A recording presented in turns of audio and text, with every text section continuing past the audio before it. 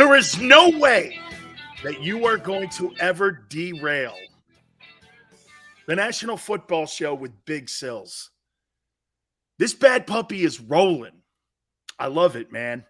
I absolutely love it. Welcome aboard. Please hit the like button. And you know what I love about today? It's football. It's here. We got Jaguars and Raiders tonight. We got conversation about your Eagles. There's so many storylines. It's funny. You know what? Get this, guys. You know, I talked 95% Philadelphia Eagles, but I got everybody in San Francisco right now pissed at me because I don't like Trey Lance. And I think that quarterback is going to be a bum. And they're all pissed at me. I know this. That means we're working. Remember something. Nobody gets pissed at people who no one cares about or no one listens to. Fantastic stuff. And as I say to you, welcome aboard. Is Nakobe Dean struggling in camp? I will talk about that. The Eagles are off on Friday after a pretty tough practice today. I was listening to Sports Take today, by the way. Guys are doing a great job.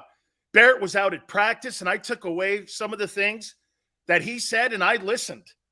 And so I'm going to use Barrett, if that's okay, as my benchmark, because to me, Barrett Brooks knows football too. And when he says something, I take it for what it is. I mean, he sees this guy struggling. He sees this guy doing well. I'm going to take his word because I know Barrett Brooks talks football. And I know when he sees something that's working and when he sees something that's not working. I was listening to Jonathan Gannon on Angelo's show, WIP, this morning, and I'm going to hit on that here in a second. Doug Peterson, first time he'll be on the sidelines will be tonight for the Jaguars. You think the Jags give him a chance to win? It's been a train wreck of a franchise pretty much the entire time that it's been in Jacksonville. Why the NFL put a team there, I still to this day will never know. And outside of a couple years under Tom Coughlin, that franchise has been a train wreck, especially last year when you had Urban Meyer as the head coach. Who would have thought Nick Sirianni would have been a better head coach in his first opportunity at being a head coach than what Urban Meyer was? So we'll hit on that here in a minute here. By the way, Bill Romanowski will be with us at 5:30 Eastern time today. Hey, I rarely do this, but just a programming note. The president of the Atlanta Falcons and chairman of the NFL Competition Committee, Rich McKay, will be on with us tomorrow to talk all the changes that you're going to see this coming season in the National Football. And by the way, he is one of the guys that people consider that could be the heir apparent to Roger Goodell as commissioner of the National Football League. I've known Rich for over 40 years. I know him obviously through his father as well. John McKay, the legendary USC and Tampa Bay Buccaneers coach. So we'll have the president of the Falcons on. That'll be tomorrow. Before we get into Jonathan Gannon, I heard Barrett Brooks say something about Nakobe Dean struggling in camp. Hey, it's funny, when I tweeted that out at Dan Sileo show, people went, oh, Sileo thinks these kids suck. No, I don't. That's commonplace for a rookie. They're asking this rookie to come from a system that he played for 4 years at Georgia and now learn a brand new system and two different positions, inside backer and outside backer, and the addition of Kaiser White and the way that TJ Edwards is playing. The linebacking core is going to be a pretty good group this year. So will he get frontline starting assignments each week? I don't know. He may not start at all this year. He may get limited playing time. That's okay. I know some of you were expecting him to step in and be the next Mike Singletary or Ray Lewis. What will make the Eagles even better is if that kid doesn't see the light of day on the field and everyone that's playing in front of him is playing lights out. Because you know what that means? That means your defense got better. Kaiser White And the addition, you know why no one talks about that kid? Because he's actually doing well. I heard Barrett say he's kind of struggling a little bit, and he's not getting the reps that some of the other linebackers are getting. That's common. Folks, when you get an NFL playbook put in your hands, okay, and you get an NFL playbook in your hands, it looks like you're trying to learn French. What do they mean by slant stunt? What do they mean by 46 banjo cover umbrella? What do they mean by shotgun slip coverage? What's that mean? You've got to do extra homework to learn different terminology that you knew under Kirby Smart when you were at Georgia. It's not so much just learning technique, it's learning the verbiage and how they go about talking about a 3 technique, a 1 technique, a 1 gap. Some teams call them A gaps. Some teams call them 1 gaps. So when I say Kobe Dean is struggling, that doesn't necessarily mean he's struggling as a player. That means he's struggling a little bit to pick up the defensive assignments. Hey, let me ask you this about Nakobe Dean. So last year, if the Philadelphia Eagles struggled on understanding what Jonathan Gannon was trying to accomplish last year and Fletcher Cox calling the D coordinator out last year, what would make you think a first-year rookie who's only been an Eagle for about 3 months is going to think about the assignments that have been handed him? Do you not think also that he's going to question what is being asked? Use your common sense here, folks. When I post something on my Twitter page or I say something, use the context. He's a rookie. It's a new system. It's a new coordinator. You're in the NFL. The stakes are higher. The level is higher. Try to use some common sense. You're going from basically college to Google or Apple when you're talking about job placement here. It's a whole different world. It's a whole different conversation. Assignments are different. They be asking him to play more like a Derek Brooks in a 46 look. How do you know they're not asking him to play a Tampa 2 style defense? Tampa 2, you got to be a good cover guy with backs and tight ends. He didn't do that at Georgia. Tampa 2 linebackers like Ryan Shazier used to do when he was in Pittsburgh before he got injured. And Derek Brooks, those guys are hard to find. And he's trying to find his place in the defense.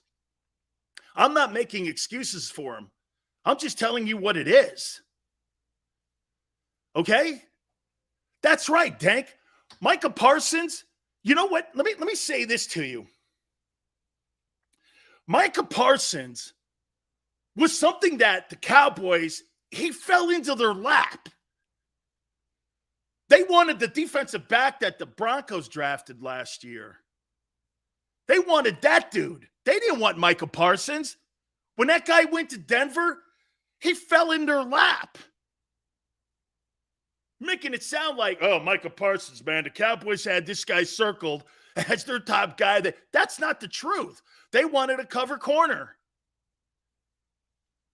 They wanted a cover corner. Guys, what I'm telling you here is when I post something on my Twitter page, because Twitter doesn't really give you emotions of what I'm saying.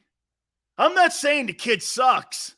I'm saying the kid is struggling a little bit on picking up an NFL defense and what's being asked of him.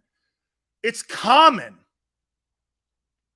especially when you got a good group in front of you, which it looks like, according to Barrett Brooks, the Eagles linebackers look like they're going to be better than they were a year ago. Relax. Don't rush the kid into something that he's going to fail. Give him an opportunity to succeed here. That's what good freaking coaching is. You want to rush a kid into something and you give a kid and you put a kid into a position to fail? That's not what good coaching is. Good coaching is, are you ready? Are you prepared? Are you mentally prepared? The NFL is a mental game. Okay? Eagle fan goes, I want to go after Will Anderson next year. You go after Will Anderson and you get that guy on your defense, that's a transcendent dude. Absolutely, Philly fan.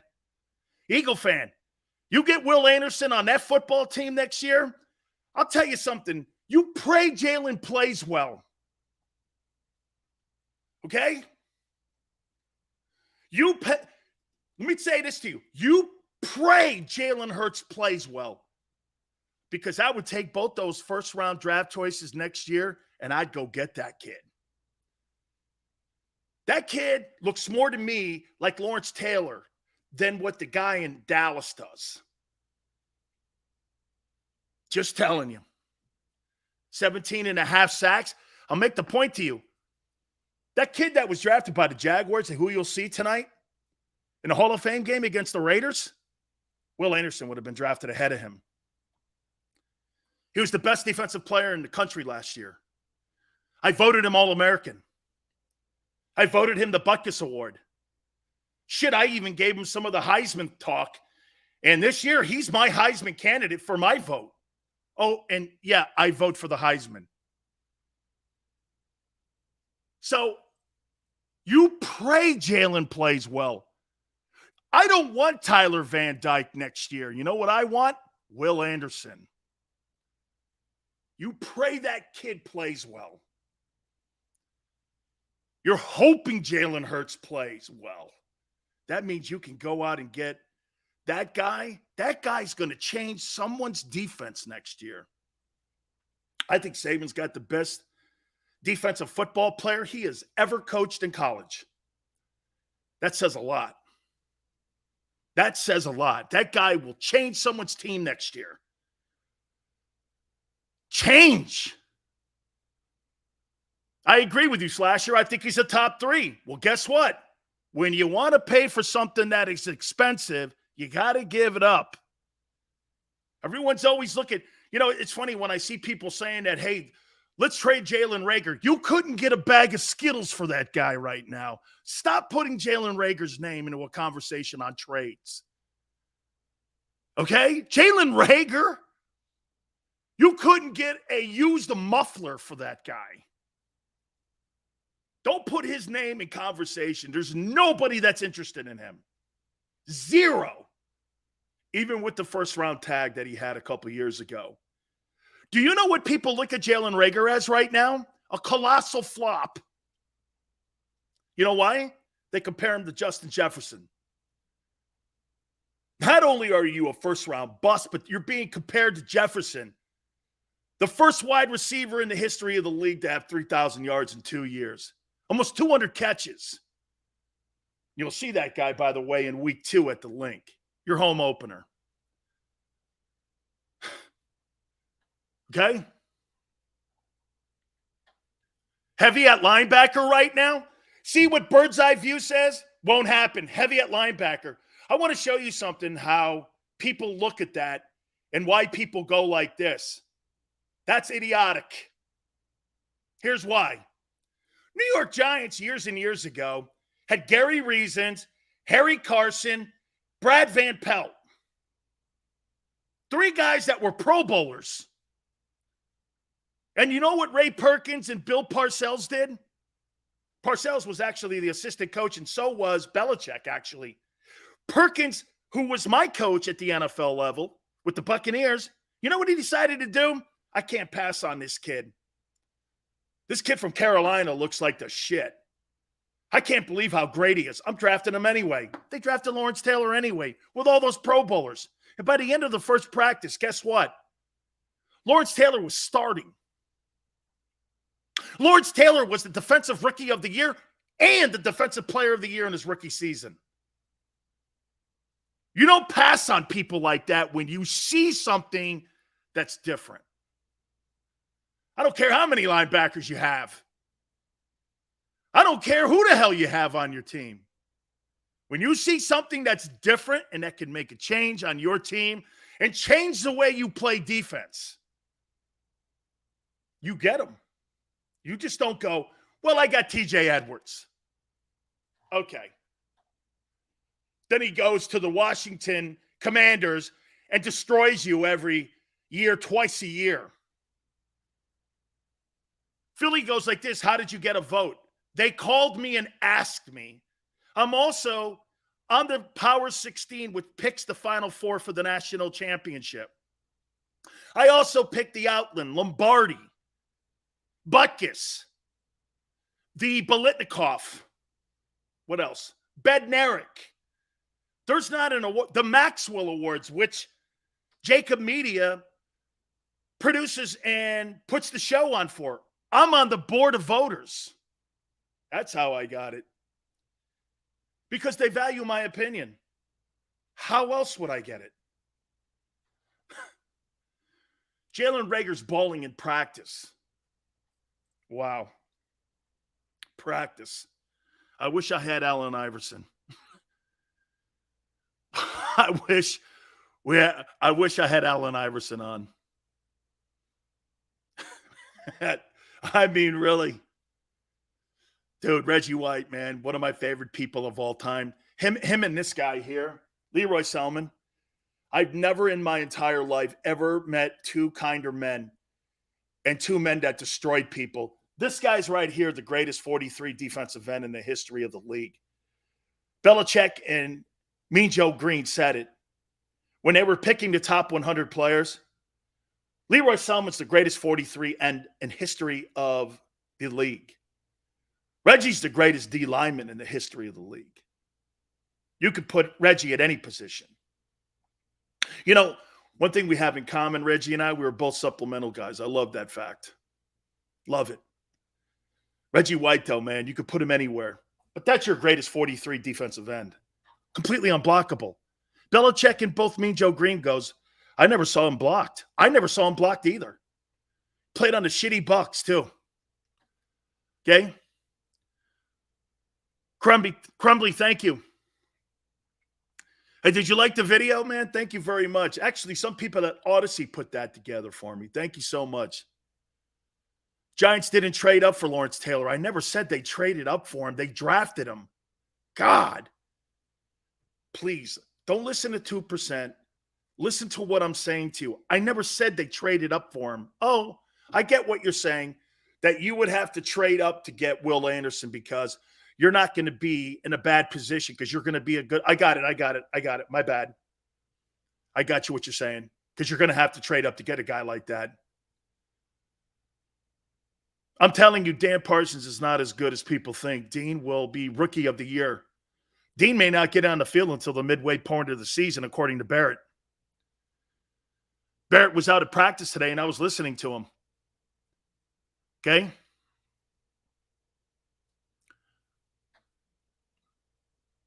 Show us the Sills highlight reel. Now you can go on 9. You can Google it. Doesn't take much. All right, let's get into Jonathan Gannon. Let's get into Jonathan Gannon here. Hey, and by the way, John McMullen said the same thing about Dean. And by the way, I guarantee you, right, Xander? Both John McMullen and myself are not saying that he's playing bad. Here's what happens when you get into something that you're doing something that's different. You're asking a lot of questions. You're playing a step behind. That's what he's doing right now. It's normal. You play a step behind because you're not sure of what you're doing. You look slow. You're not. Your reaction time is not as fast. Because you know what the first thing you start doing when you're a guy like Nakobe Dean who's had all that success like he did at Georgia? Xander, everybody, you know the first thing you do? Man, how come I'm slower here? And all of a sudden you start losing a little confidence. Why am I looking slower? You're not. You're just not sure of what you're doing. You're not sure of the technique. You're not even sure you're lined up right. And you're asking questions to the guy right before the snap of the ball. All of a sudden, the snap comes. You're hooked. You're slipped. The guy's up on the next level, and you're blocked, and you look like shit in that rep. That's what's happening. Doesn't mean he's bad. I'm defending Nakobe Dean here, guys. I hope you don't think I'm talking shit on him because I'm not. I'm defending him. Don't go overboard with what people may be saying about him. Okay? That's all that's going on here. He'll catch up. Now, the coaches have to help him catch up. The coaches have to help him with confidence. That's why they're putting him in on the second team, and he's getting second team reps. A little slower, not quite the talent, and they're bringing him along. This has got nothing to do with his ability. But you're going to start hearing people say, how come he's not starting? What happened? Maybe they're right. That's why he fell in the third. That's completely has nothing to do with the kid's future. It has nothing to do with the future of the kid. I can't believe it. Here I am. I'm defending someone for you. Dean has great instincts. See what Sub said? Dean has great instincts. But you know what right now, Sub? He can't use those instincts because he's not sure of his assignment. Every single rookie that comes into the National Football League goes through this same process. We're going to get Bill Romanowski on. Bill Romanowski won 4 Super Bowls. Okay? 4. He's a 4-time Super Bowl champion. That's the reason I got Bill on today. He's in hour number 3 at 5:30. He'll tell you the same thing. You got to do a lot of homework. It's more about chalkboard stuff right now for Dean, understanding what's being asked of him. That's right.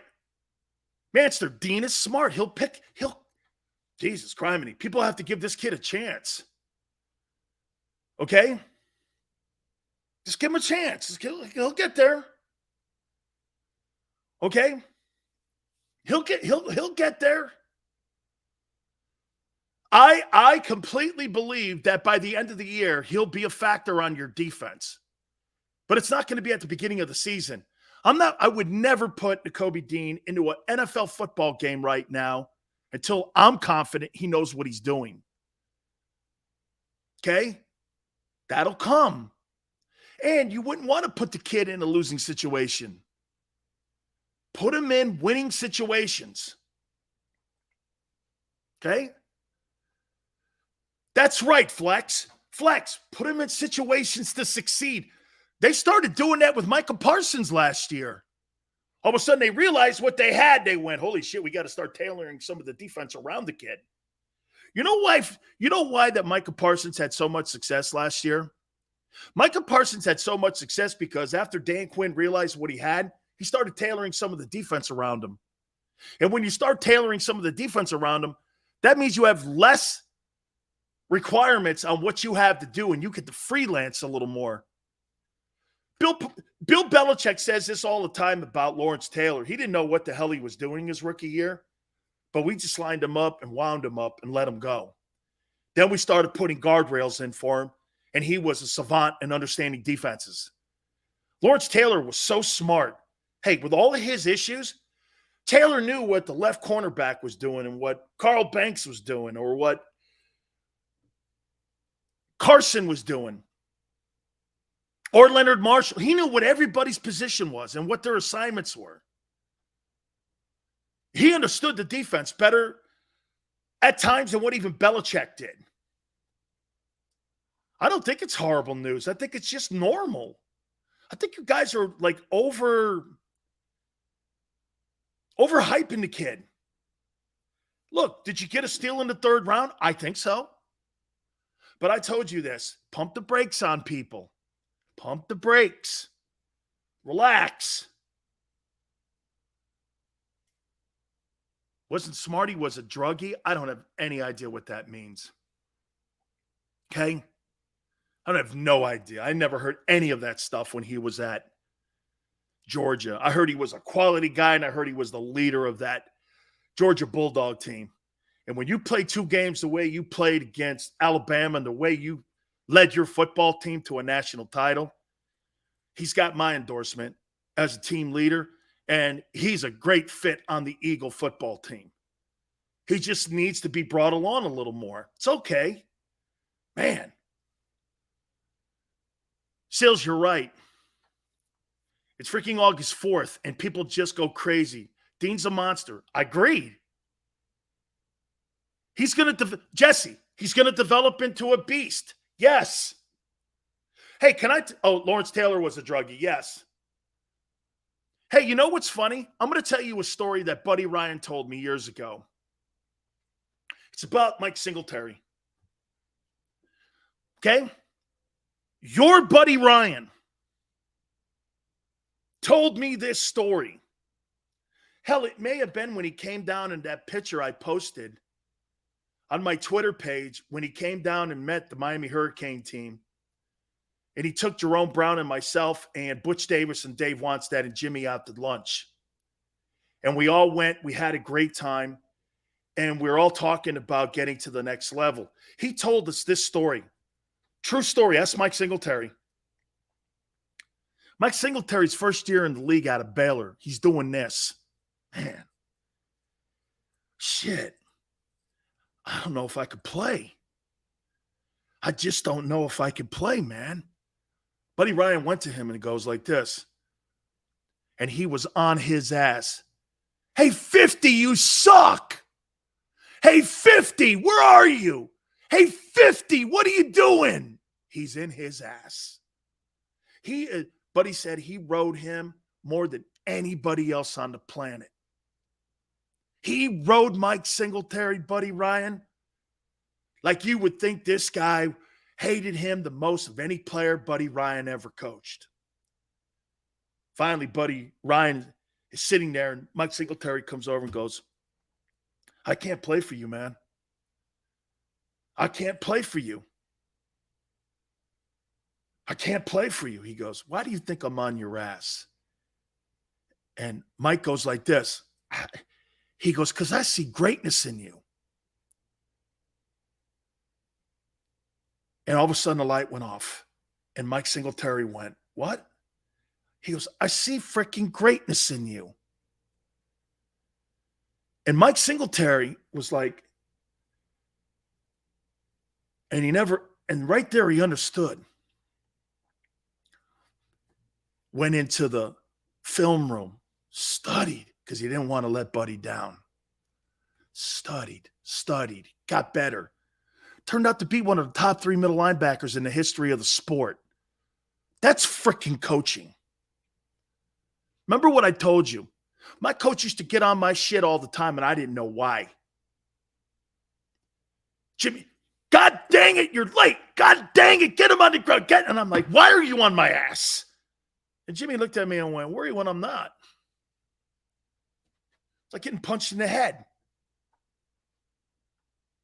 Kobe Dean's going to come along. Trust me when I tell you, there is a process in this. Right. It's about swagger and confidence, and you build that through coaching. Right now, he's going through that. It'll come. It'll come. Can you imagine your Buddy Ryan and you're screaming at Mike Singletary, and Mike Singletary comes to you and says, I can't play for you. Ask Mike Singletary the story. I couldn't believe what I was listening to at lunch with Buddy. He goes, the kid was almost in tears, man. I can't play for you. I just can't. I can't play. Buddy Ryan goes, I see greatness in you. What are you talking about? And right there, Mike Singletary, a light bulb went off. It happens like that. It's like a light bulb going off. Oh, I get it now. That will happen for Nakobe Dean. Trust me when I tell you, that kid's going to play in Philly for a decade. Let it happen. He doesn't have to be all pro this year. He's got to help you lead your team to a Super Bowl. That's what you want. Ryan's right. You don't have to be great right away. Playing in the NFL is a process. Dude, it's the hardest thing I ever did, and I failed at it. I admit it. Sorry. I failed at it. I'm sorry. I could pull my eyes out every day. I could pull my arm off every day. that I didn't do the things that I needed to do to stay. It wasn't about ability. It's about accountability.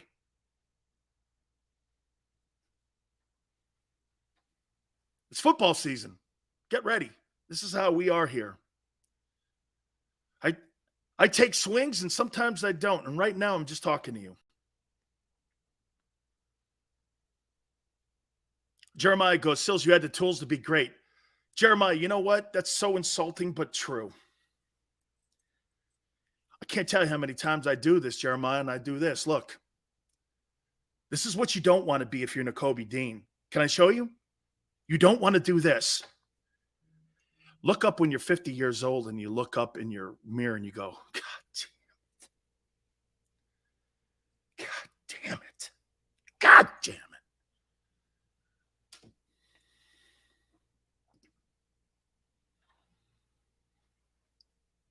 Damn. That's what you don't want to do. That comes with coaching, though.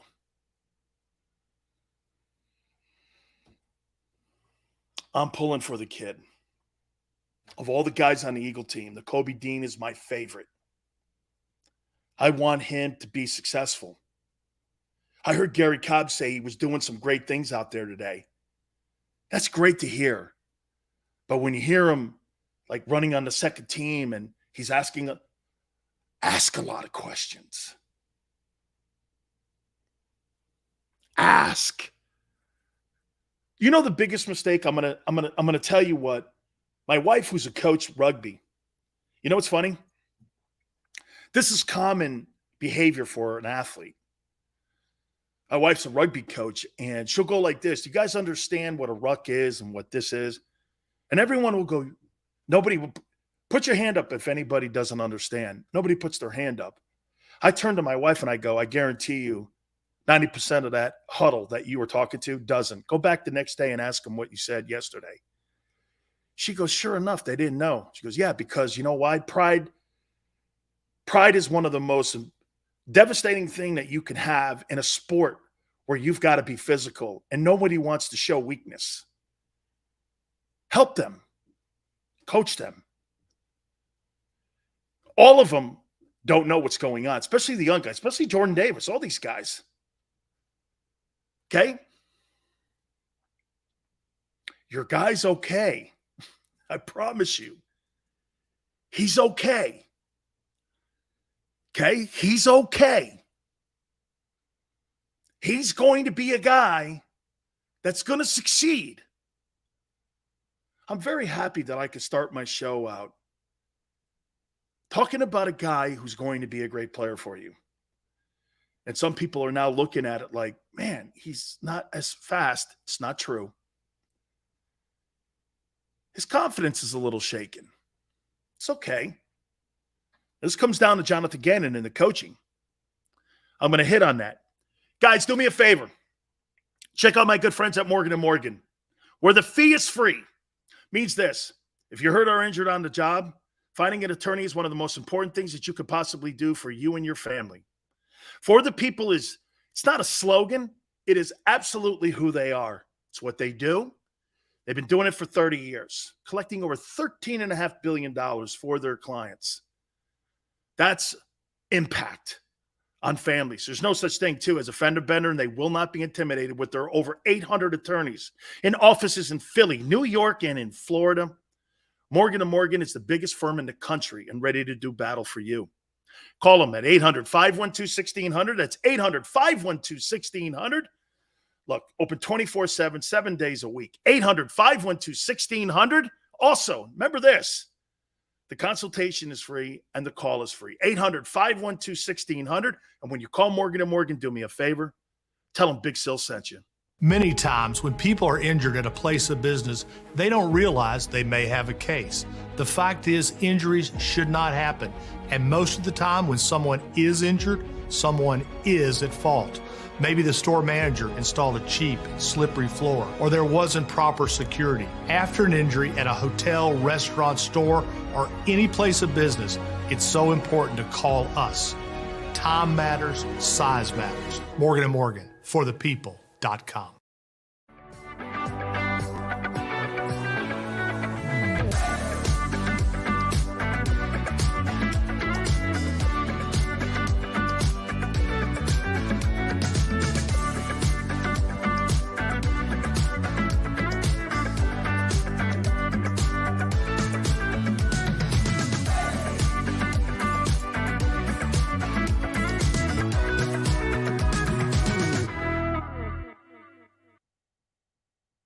you stream on a Roku, Fire Stick, Android TV, or Apple TV? Now you can watch 6ABC 24/7 with the 6ABC Philadelphia streaming app. The big story on X News. Search 6ABC Philadelphia and start streaming today.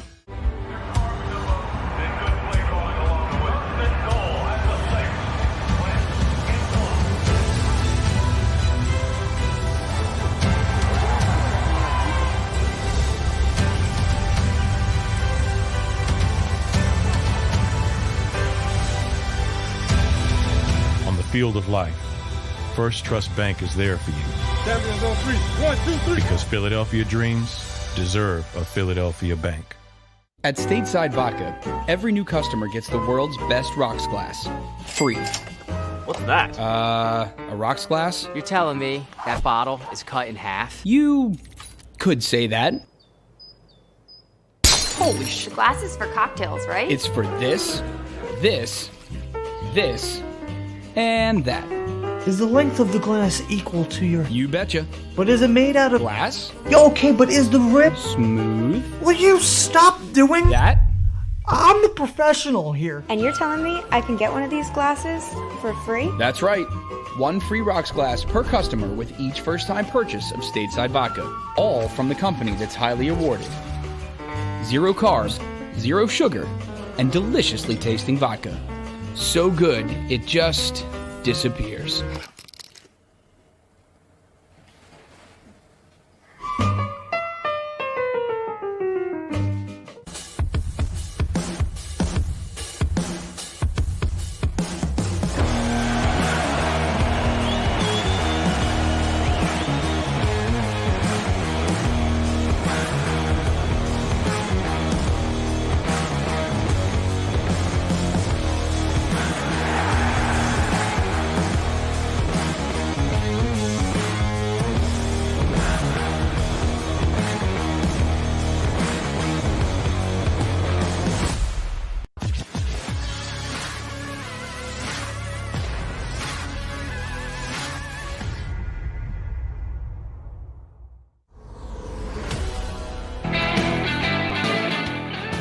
Welcome back, National Football Show. Your boy Big Skills. I'm working on Michael Irvin right now.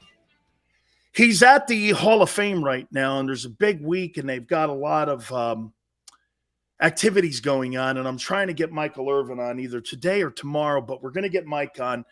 I'm laying in bed last night. He texts me at midnight. Hey, I just landed in Cleveland, and I'm like, okay, listen, I only need about 12, 15 minutes of your time. Let's go.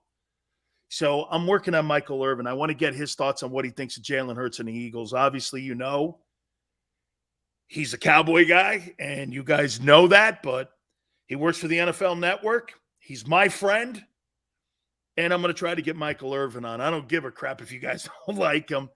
I'm going to try to get Michael Irvin on the program either today or tomorrow. Like I said, too, Bill Romanowski, third hour, 5:30 Eastern. I'm going to explain to you with a man who won 4 Super Bowls, where Nakobe Dean is right now in the process of learning how to play linebacker in the NFL. Tomorrow, we're going to have the president of the Atlanta Falcons on with us. That's going to be Rich McKay. So he's also the chairman of the competition committee. There's new rules in the game this year, subtle little nuances that you'll see, and he heads up that committee. It's one of the most powerful committees, by the way, in the NFL. So we will have him on. That'll be tomorrow. So next 2 days are packed here. We appreciate everybody coming aboard. Please hit the like button. I can't wait to see that Hall of Fame game tonight. I love that place. Oh, my God. I posted a video of I've got a lifetime pass that the NFL gave me to go to the Hall of Fame. I posted it. It's a little video. And they follow me on Twitter, too, the Pro Football Hall of Fame. I'm very thankful. Obviously, I got a member in there, a Hall of Fame member, or a family member, I should say. And my relationship with the Hall of Fame is great. I love the Hall of Fame folks. David Baker, who used to run it, spectacular guy. Just really, I can't wait to see Doug Peterson tonight. I can't wait to see actually Josh McDaniel on the other side coaching the Raiders. So we will get to that a little bit more about tonight's game and Doug Peterson patrolling the sidelines for the Jaguars, I heard something with Jonathan Gannon. And it was a video, I believe he was on with Angelo. And he was trying to justify not tackling or hitting in practice. Look, I get it's the new NFL. I'm sorry if I sound old. And I get it. You want to be healthy. And the league looks more at being healthy than it does because you know what they're looking at? And I tried to justify how they go about practice. By the way, the Eagles are off tomorrow. They were in helmets and shorts today, and they're off tomorrow. Okay. So in the last 3 days, they had 2 days off. I just don't know how you prepare for a physical football game and a physical game like the NFL when you're not being physical. I don't understand it. It's something, and again, maybe it's because I've just been beat on all those years that I saw what hard work meant when it came to preparing for an upcoming season. I just don't. Now, look, it's not isolated to the Philadelphia Eagles, but hearing a coach like Jonathan Gannon try to tell me, no, we're really practicing tackling and drills by hitting dummies. I don't subscribe to that.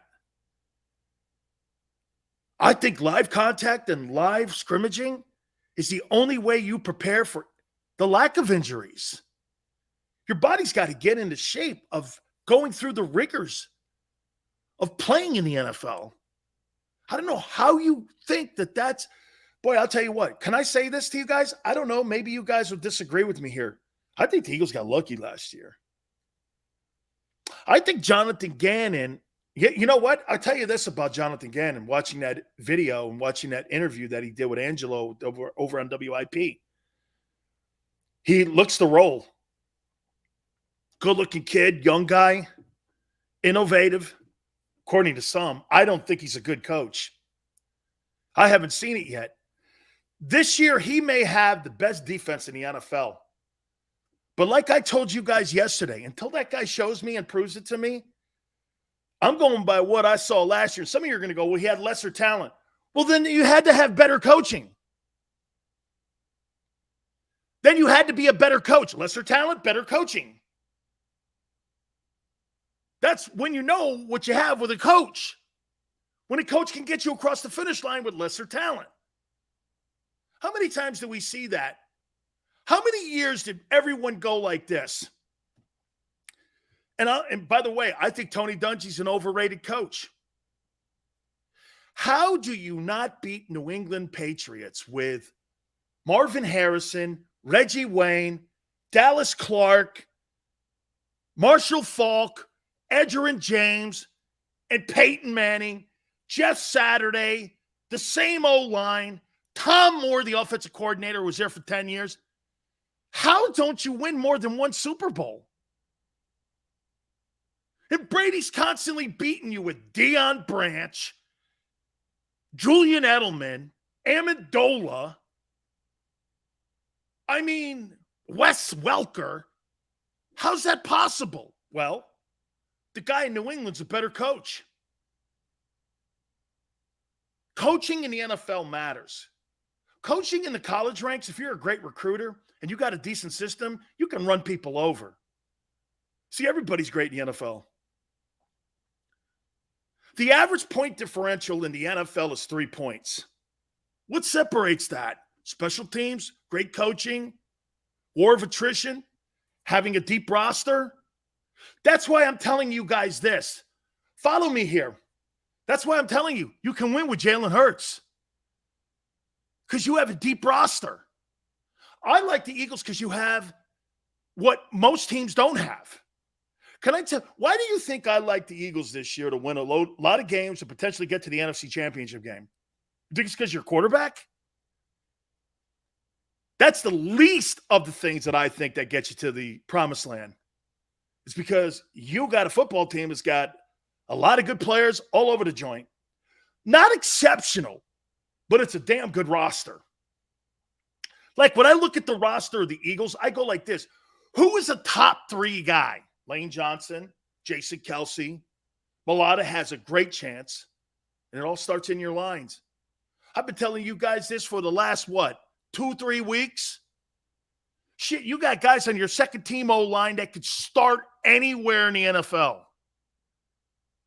Do you know how many teams don't have 3 guys, let alone 7 guys? Hey, by the way, that Isaac Seumalo, dude, he's dominating at right guard. That kid's won that job. He's won that job, dude. They're going to, hey, that football team's the biggest team I've ever seen. They're deep. They're a deep team. The quarterback, like when I was talking about Jalen yesterday, about elite and what he considers elite, consistency is elite. You know how hard it is to be consistent each day in your life? Figure your own lives out. How hard is it to get up every day and try to be better every single day of your life and try to keep it going every day? You're not looking to be exceptional every day. You're looking to do great things every single day. Things that keep you in your rails, things you know you can get accomplished, things you know that make you better. You're constantly working on those things. You get up, you go to work. Hey, getting up and going to work for all of us, that's consistency. More people in life don't look at that as an asset that every man or woman have that gets up off their ass every day and goes to work. That's consistency. It's a blue-collar mentality. It's a workman's mentality. That's what the Eagles have. That wins a lot of games. New England's built that way. John Mitchell. Tom Brady has won 7 Super Bowls being that. Brady practices consistency. That's what he practices. Brady's not the best. Watch this. Brady's not the best deep ball thrower in history by far. But he's the greatest student, teammate, in NFL history. Have you ever heard anybody outside of that weirdo AB talk shit on him? No. You know why? Brady makes it a point, and I'm going to give you guys a comment that Joe Madden told me years ago when he was managing the Tampa Bay Rays. And I love this line.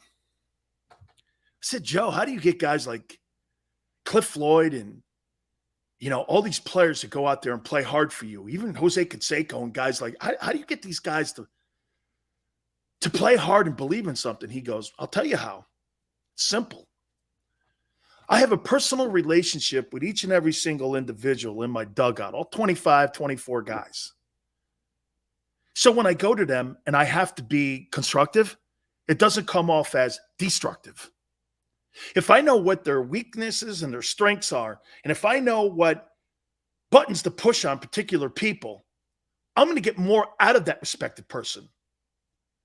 And I looked at him and I go, so Joe Madden takes the extra step. Instead of just screaming at you, tie your shoes, which is destructive. This is why guys like that connected. This is why guys like that win. It's because they have a personal relationship with each and every single individual in the locker room. That's how you motivate men. That's how you connect with men.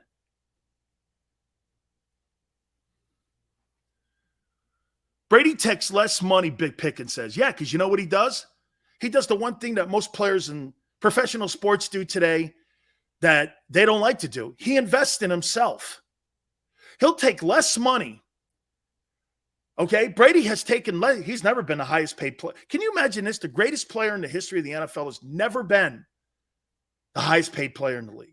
Never. Why? He knew he needed an O-line. Got to take a haircut. He knew he needed guys on defense to stop him in case they had 3 and outs. Brady knew that. Brady's investment in taking less money has resulted and Brady having the greatest life in NFL history. Guy's worth $700 million.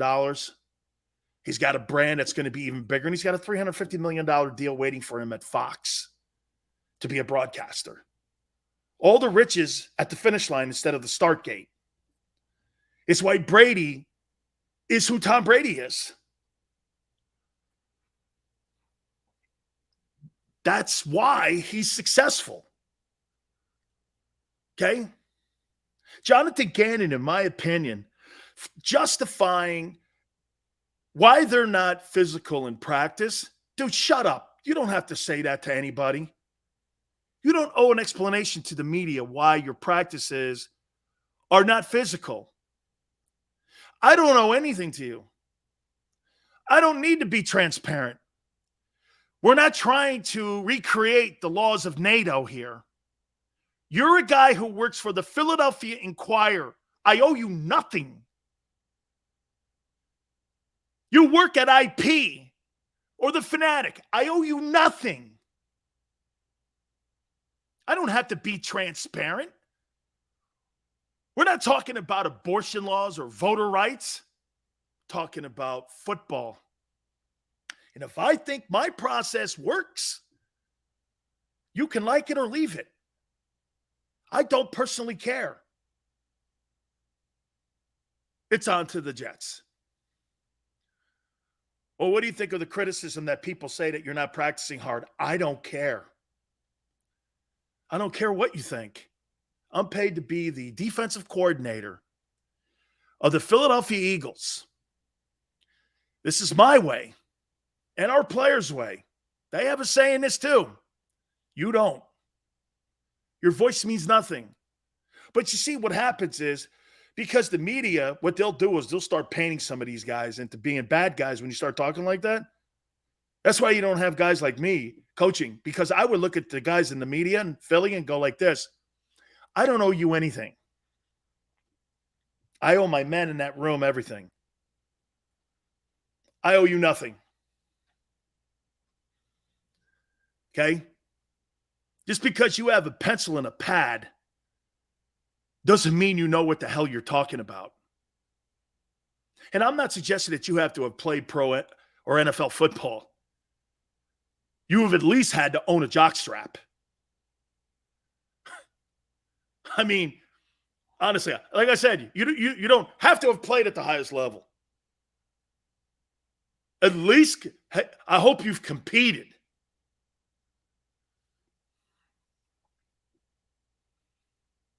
Okay? I would kill to see you, coach. Dude, I hate the process that we see right now with what's going on with the NFL and how the collective bargaining agreement has worked. I do. And it's not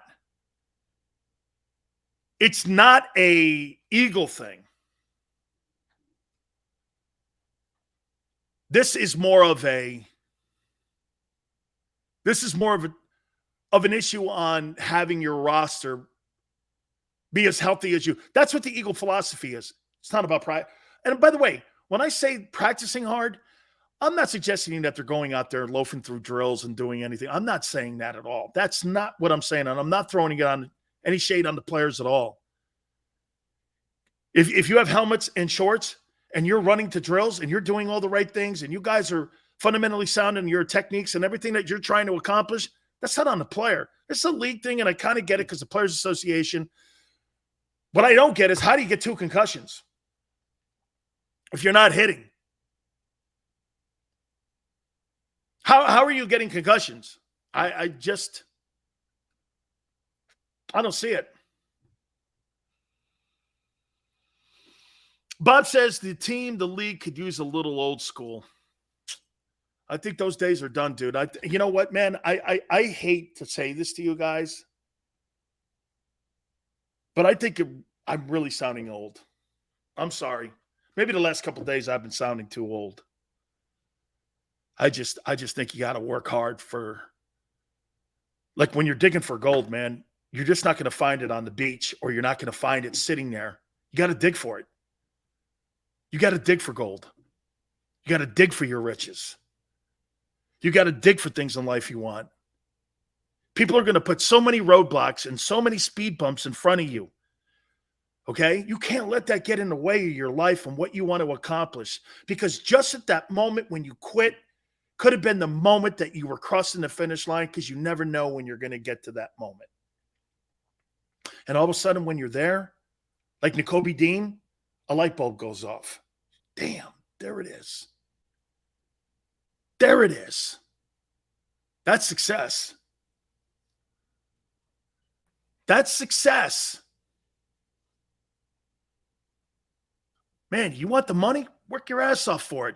That's why when people look at Kyler Murray moaning and bitching and crying and making business decisions, or you see James Harden, the way he ate himself out of Houston and cried himself out of Brooklyn, all of a sudden when he does a solid for the Sixers, and you see him doing a solid and you go like this, that's a pretty cool move, because you know what he's doing? He's investing in himself.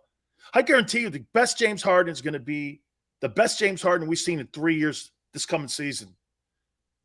Because he took less money because he wants to have another opportunity to make another giant deal. The only way you can do that is change people's impressions of you and opinions of you. That's the only way you can have people buy into you again. That's the one thing Antonio Brown doesn't get.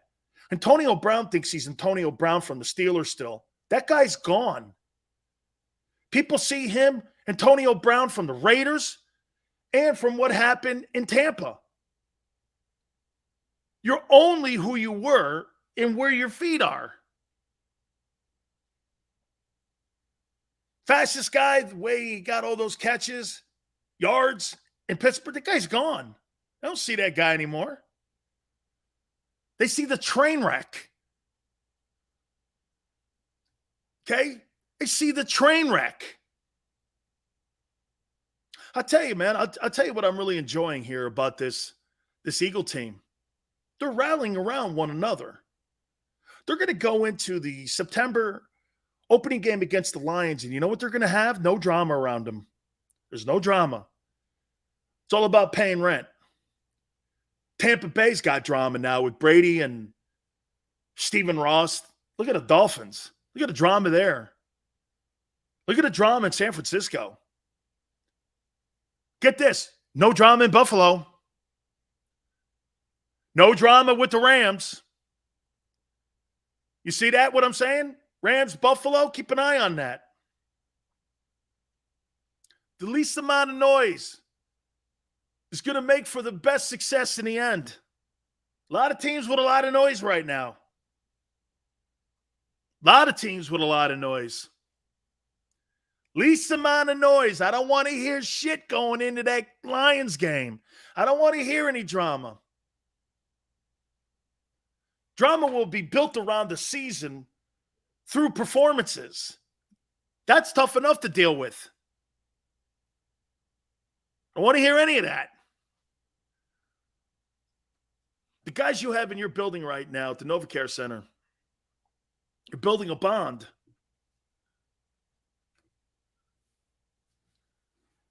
Starts tonight too, man. No noise is always good. Thank you very much, Joe. Okay? Look at the ownership in Washington. How'd you like to be Ron Rivera and coach that shit? With an owner you can't look in the eye if you're walking down the hallway, supposedly. How'd you like that crap? That front office, the way they do business and how they handle themselves as human beings. You know, you don't have to be the greatest player, or excuse me, I'll take that back. You don't have to be the greatest person on the planet, but you got to be a good dude. You know what I mean? You got to be a solid guy. I mean, you can have quirks and you can have things that upset you. You could be a little weird. It's all good. But what you can't be is a bad dude. Nobody likes bad dudes. So when you're talking and you're at your barbershop and you're having conversation about Nakobe Dean, give the kid a chance and give him some space. He'll get there. I promise you. You know why? He wants to get there. He wants to. I want to talk about Doug Peterson and Nick Sirianni. We come back out of the timeout here. So much to hit on. I want to hit also on that Jaguar team, also a little bit on the Raiders, a little bit more on the offense of the Eagles. God, there's so much stuff going on right now. We so appreciate everybody stepping in. Please hit the like button, hour 2. Keep it here on the National Football Show.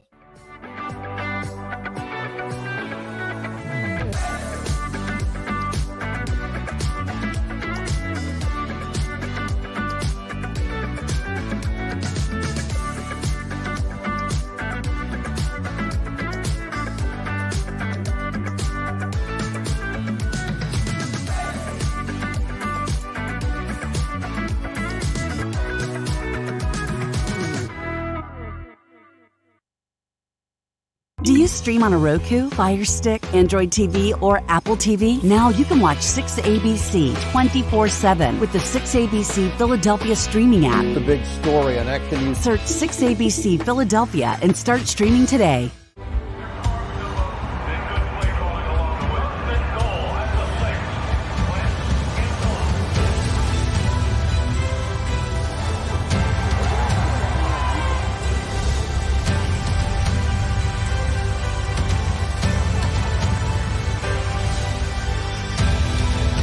Field of life, First Trust Bank is there for you.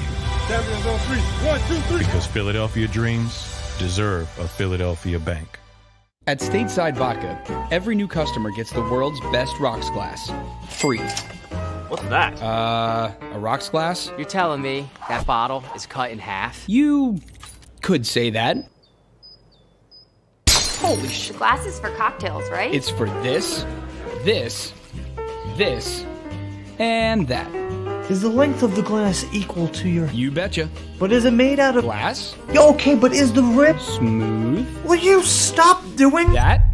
I'm the professional here. And you're telling me I can get one of these glasses for free? That's right. One free rocks glass per customer with each first-time purchase of Stateside Vodka. All from the company that's highly awarded. 0 carbs, 0 sugar, and deliciously tasting vodka. So good, it just disappears.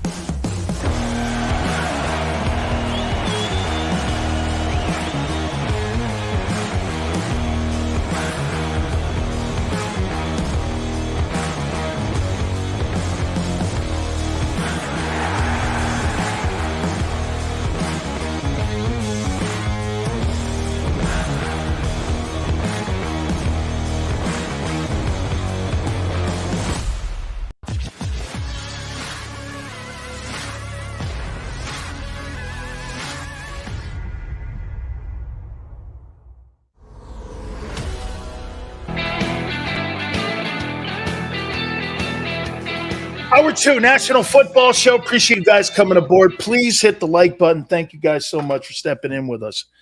We're going to look at something here. I've ranked the top 10 best games on the Eagles schedule. I'm going to take a look at that here in a second. I want to get your opinion on it here too. You know, this weekend, Dick Vermeel goes into the Pro Football Hall of Fame. I know Dick Vermeel very well. And he was a broadcaster for a while before he got back into the game. And I met him actually when he was broadcasting some of the the World League games that I was playing in. And I got a chance to meet him all the time and talk with him. And man, boy, I'll tell you something. Man, would I love to have played for that guy.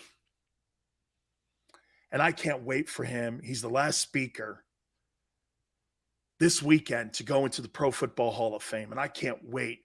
Now, I don't know how much we're going to get out of it because he's probably going to be balling the entire time. But and by the way, and when I say that, it's all with respect because Dick Vermeel is so passionate about his guys, his game, who he is, the love of his coaches. He loves his community in Philadelphia, even though he won the Super Bowl in St. Louis. Great success in Kansas City. Dick Vermeel's a special human being. Okay? He's a special guy, man. Just special. Let me ask you a question here. Who represents Philly more? Doug Peterson, Dick Vermeel, Andy Reid. Those are your three greatest coaches. Who's the greatest coach in Eagle history? Vermeel, Reid, or Doug Peterson? Who would you take?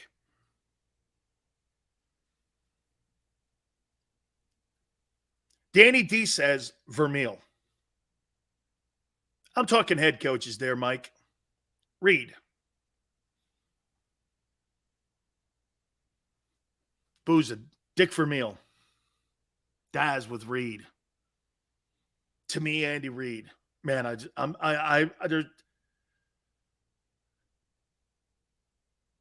Doug did win the Super Bowl. Doug gave you your greatest moment in football history. I'll take that back. Doug Peterson gave the Philadelphia community the greatest football moment since 1960.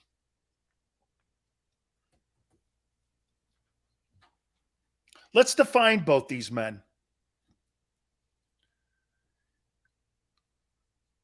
Doug Peterson. Is that not the greatest football moment since 1960?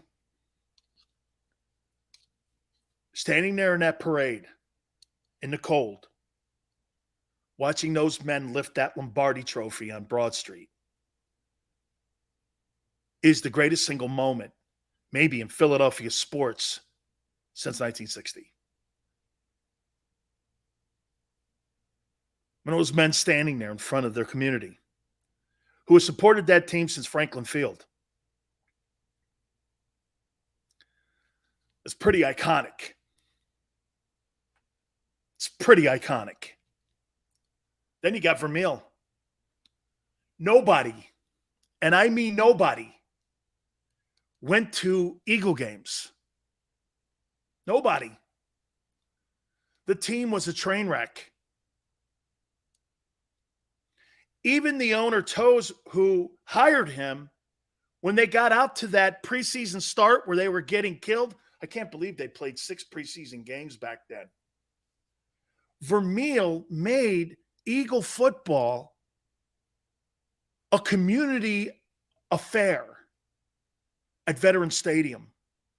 My opinion, Veterans Stadium and the home field advantage that you guys had at the Vet was built because of Dick Vermeel. Am I wrong?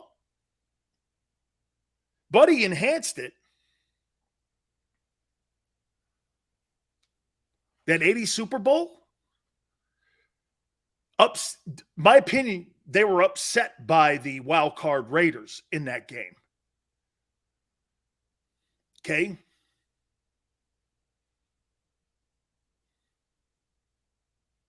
I mean, Vermeel made that environment. Eagle fans did too. I'm not dismissing you guys at all, but he wanted you part of that. Dick Vermeel embraced Philly. That's why when he talks about you guys this weekend, dude, he's going to come from the heart here talking about Philly. I can't wait to hear that. Man, when he talks about you guys, the fans, it'll be the single greatest moment that a coach has ever given a fan base will be Dick Vermeel this weekend. I hope you're prepared for it. I hope you're ready for it. That his emotion this weekend, no coach that's ever coached your colors will ever put on his sleeve more emotion than what Dick Vermeel will put on this weekend. When you can bring a man to tears because of joy and not sorrow, and a guy like that, that's a special thing, man. That man and that coach love you guys. He looks at you guys on motivation of what you guys brought to that organization. That guy is going to give you as much credit for the success that he had in Philly than any other, well, as much as his assistant coaches and his players.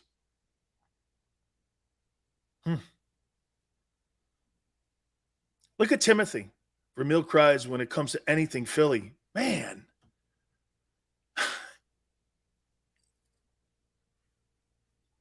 That's real. That's real to me. That's a coach you want to play for. That's a coach you love. That's a coach, you know? Andy Reid. I think Andy Reid embraced you guys. I don't think as much as Dick did. Okay? And I don't know if he did as much as Doug Peterson did. I don't. Andy was a football coach, play caller. He's a traditional play calling head coach. I'm not saying he didn't love Philly. I'm not even. But don't you get a sense that Vermeel and Peterson had a different connection with you guys than, say, Doug did? Hey, or Andy. I would say this. Andy may have been a better play caller, a designer of plays. Okay? He may have been better at that. But when it came to doing things off your sleeve and, from the gut, Doug Peterson and Dick Vermeel are more alike than what Doug Peterson and Andy Reid are. When I look at Doug Peterson, I think of Dick Vermeel. I don't think of Andy Reid. I think of a guy who looked at his team in the face, told them the truth, and embraced the community that loved it. By the way, nobody outside, and I'm going to say this to you guys. You guys may disagree or agree with me. How about this? I personally don't think people outside of Philadelphia show you guys the respect that you deserve. They think you're loudmouths. Funny. You know what I think? They think of how they look at you and they look at me. Just a loudmouth with no passion or anything. Okay? Okay?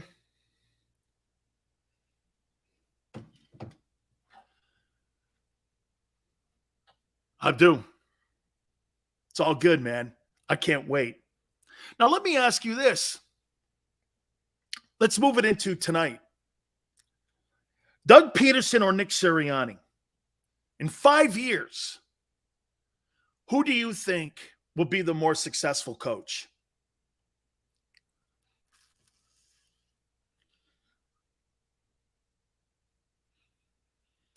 In 5 years, who will be the more successful coach? Doug Peterson in Jacksonville or Nick Sirianni in Philly? Booza says Nick. Bob says Doug.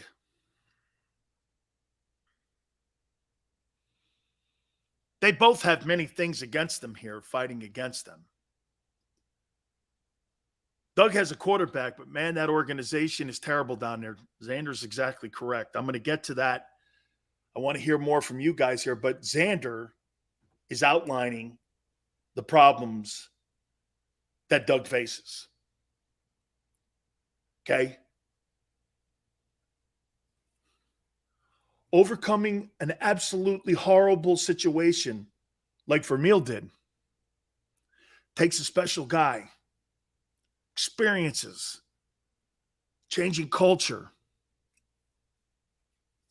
believing in a guy's process. I do believe that Shea Khan wants a winner in Jacksonville. I believe that. Okay, I totally believe that.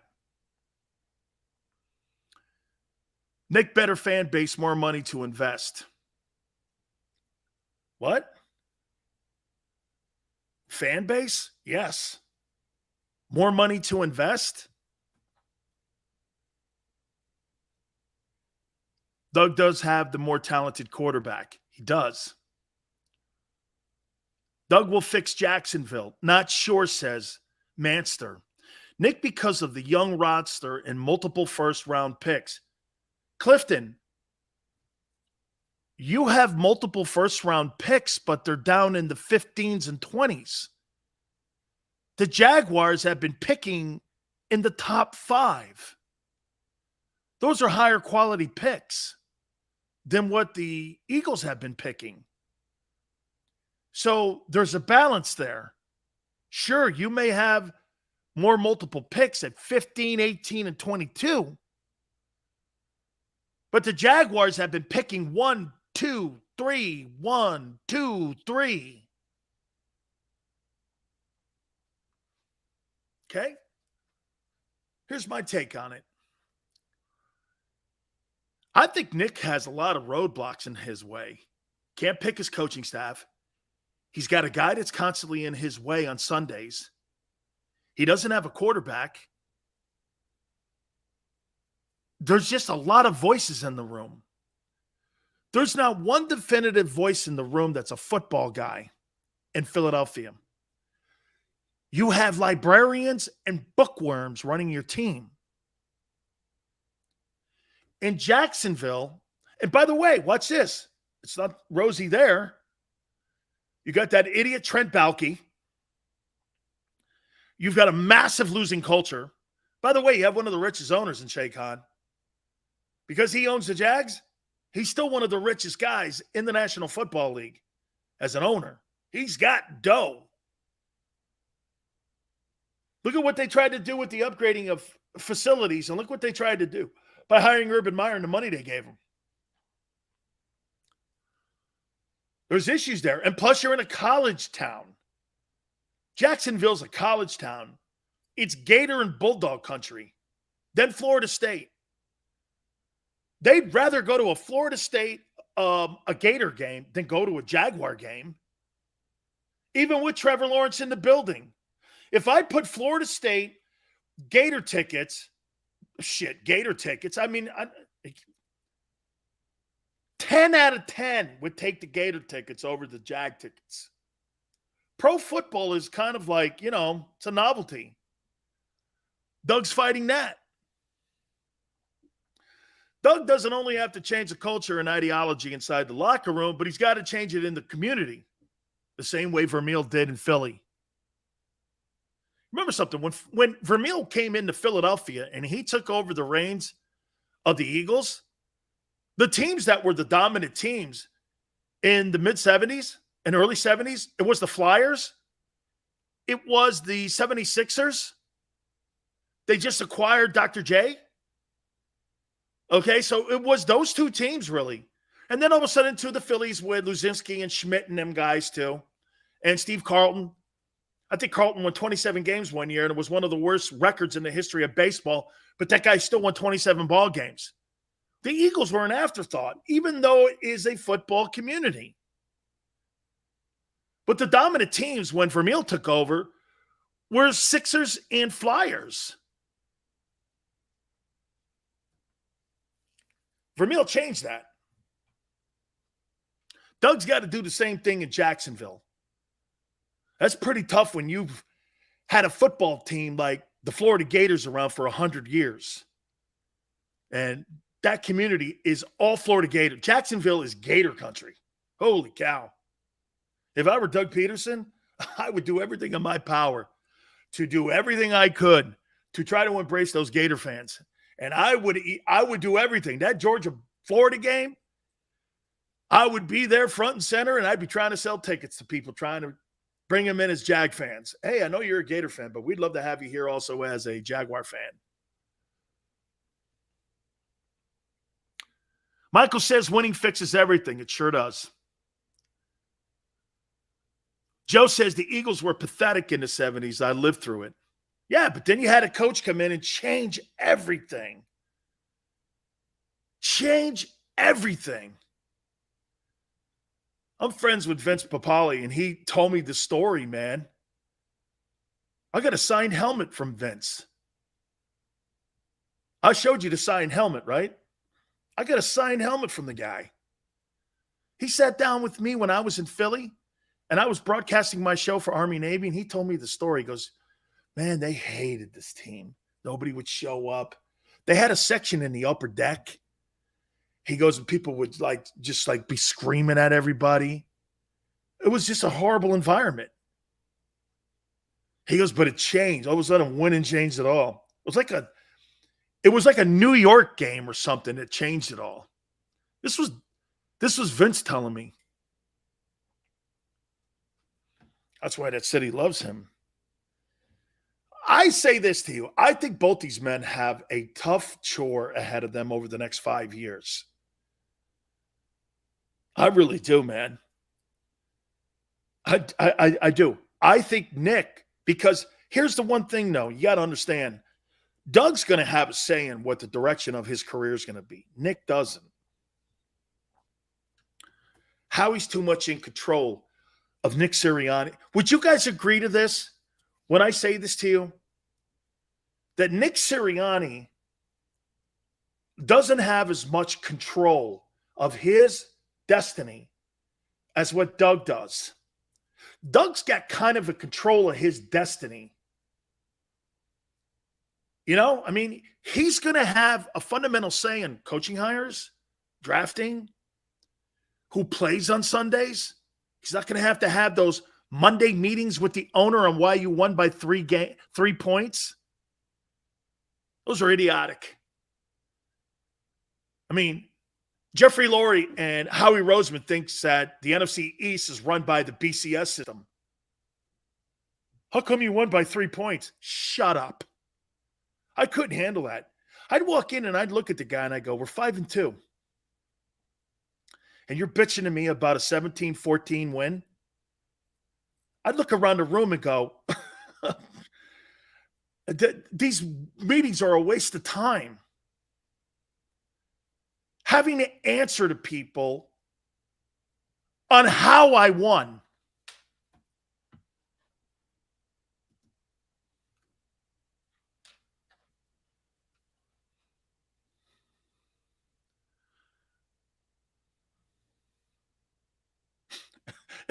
Big Sills, we got a lot of views. Why are you making good shows?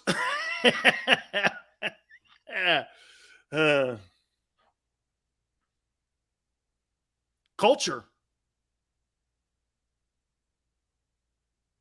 Let me tell you a little story here about JAKIB Media here. People trying to consistently do this. You know, for the last month, I can't tell you guys how many people have tried to put speed bumps in front of me. It's you have no idea behind the scenes. And by the way, nobody here, but you have no idea the shit that I've gone through. Every day I look forward to coming here and speaking to you and talking to you and having a fun time talking about sports. It's culture. It's easy to do a show. Easy. You know why? You guys give me shit. Sometimes you don't. Most of the time you do. My boy Xander is constantly giving me shit, but it comes from a place of love. Oh, wait, I'm not supposed to say that to another dude in Philly. I forgot. That doesn't work.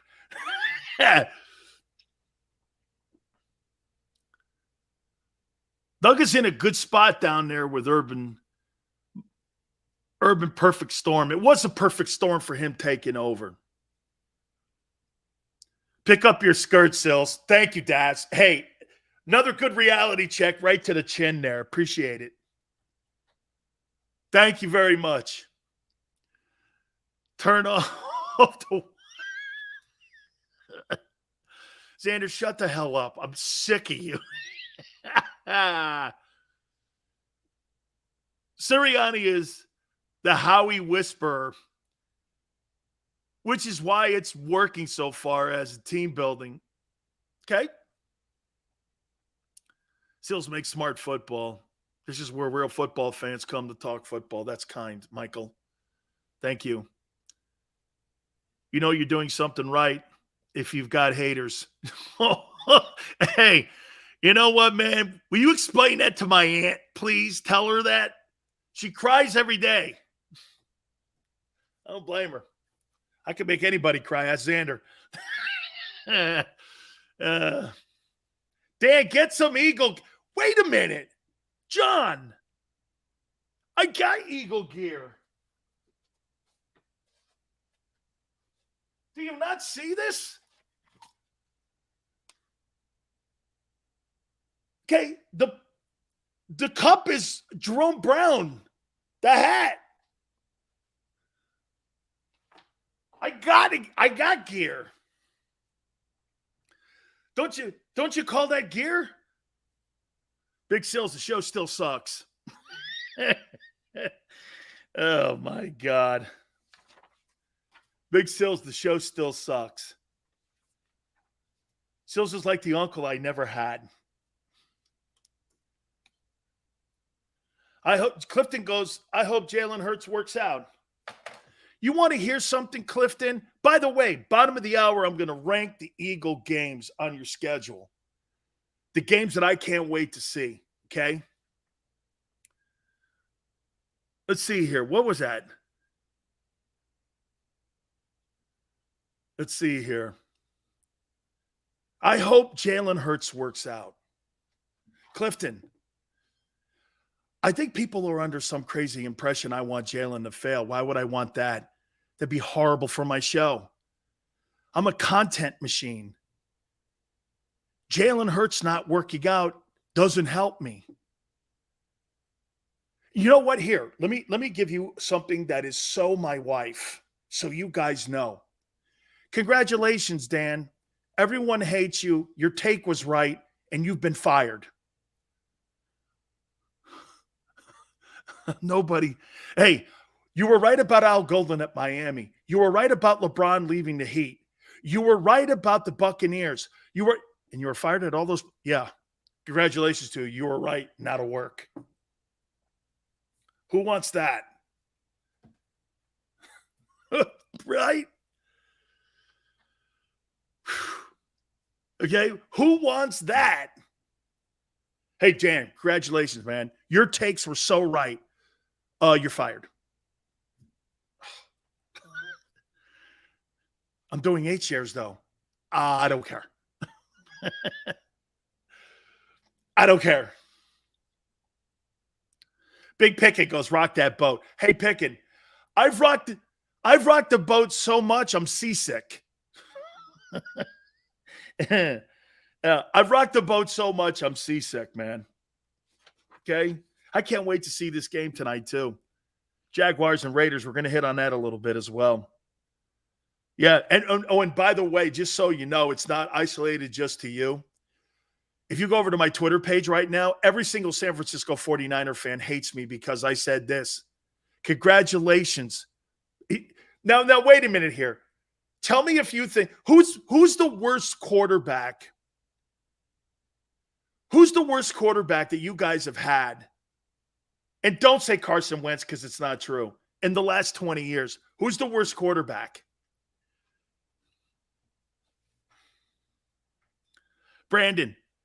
Wait a minute, Brandon. I said that LeBron James will never finish his career under Pat Riley because Pat Riley had too many guardrails set up. The people in Miami when I was on WQAM hated me because I went, he'll never finish his career here. Never finish his career here. They didn't want to hear it. I was like, well, you get sorry about it, but he's not going to end up a Heat for the rest of his career. Mark Sanchez, Kevin Cobb. Okay. So I said this today. Congratulations to 49er fans. You've turned a Super Bowl roster over to Giovanni Carmazzi.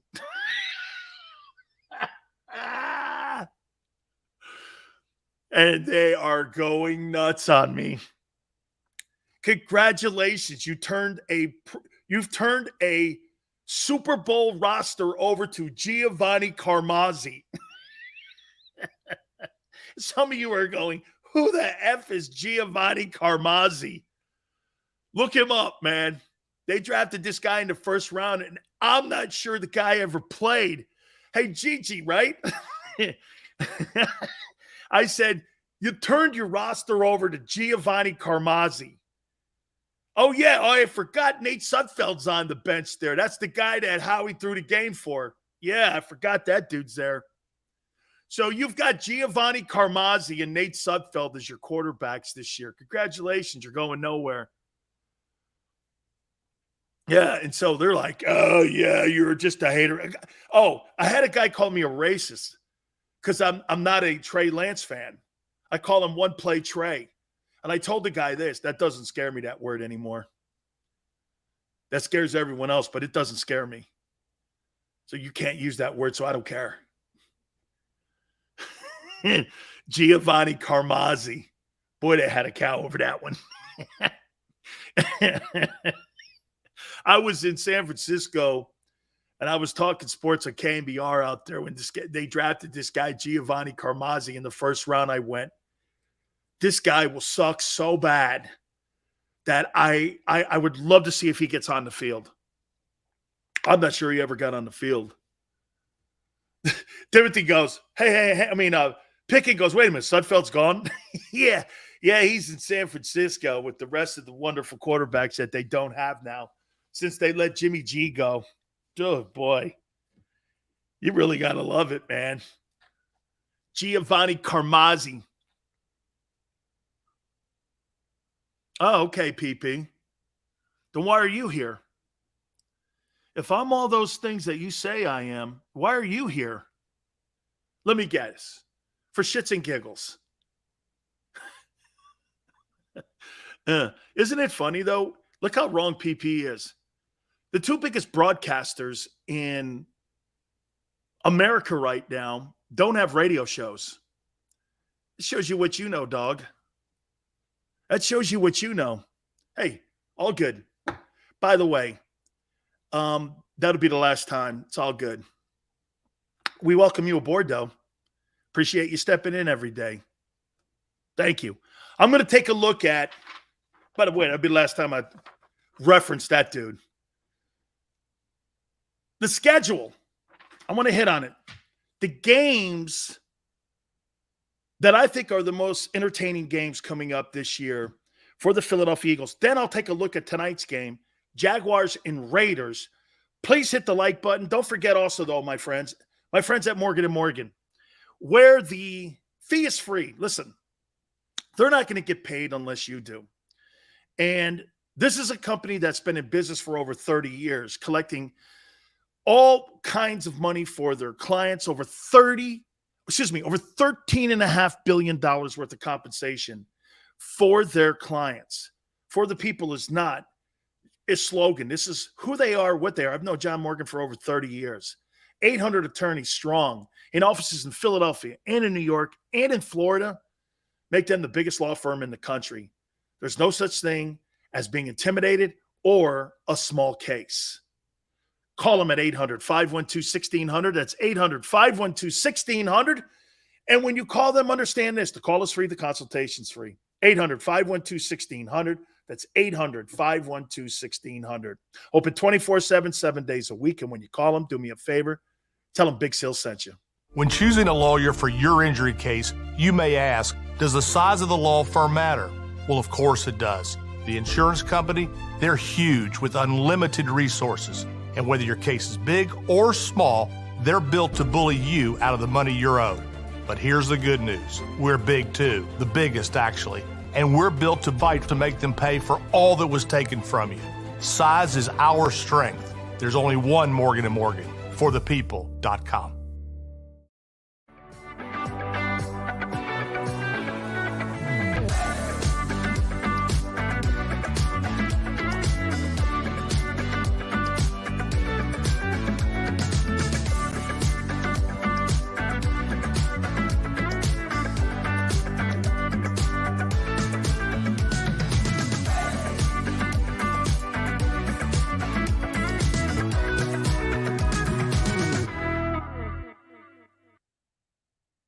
Do you stream on a Roku, Fire Stick, Android TV, or Apple TV? Now you can watch 6ABC 24/7 with the 6ABC Philadelphia streaming app. The big story on Action News. Search 6ABC Philadelphia and start streaming today.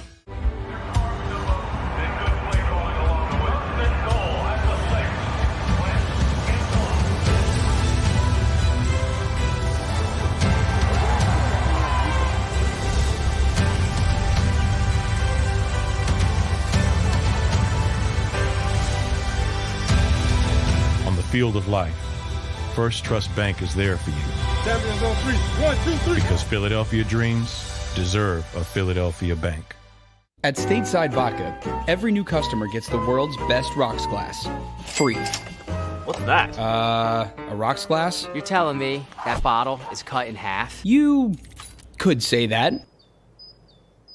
Holy shit. The glass is for cocktails, right? It's for this, this, and that. Is the length of the glass equal to your... You betcha. But is it made out of... Glass? Yeah, okay, but is the rip... Smooth? Will you stop doing... That? I'm the professional here. And you're telling me I can get one of these glasses for free? That's right. One free rocks glass per customer with each first-time purchase of Stateside Vodka. All from the company that's highly awarded. 0 carbs, 0 sugar, and deliciously tasting vodka. So good, it just disappears.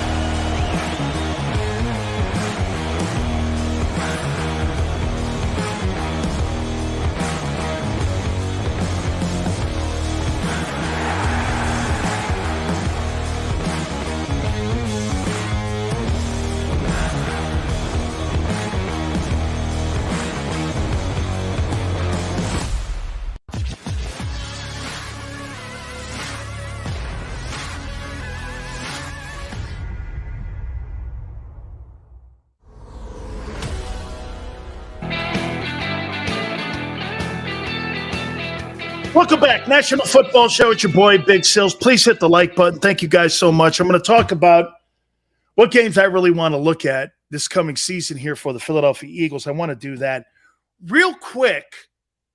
And I don't want to go down the Deshaun Watson toilet bowl again, because after listening back to my takes the last 2 days, I'm sick of it already.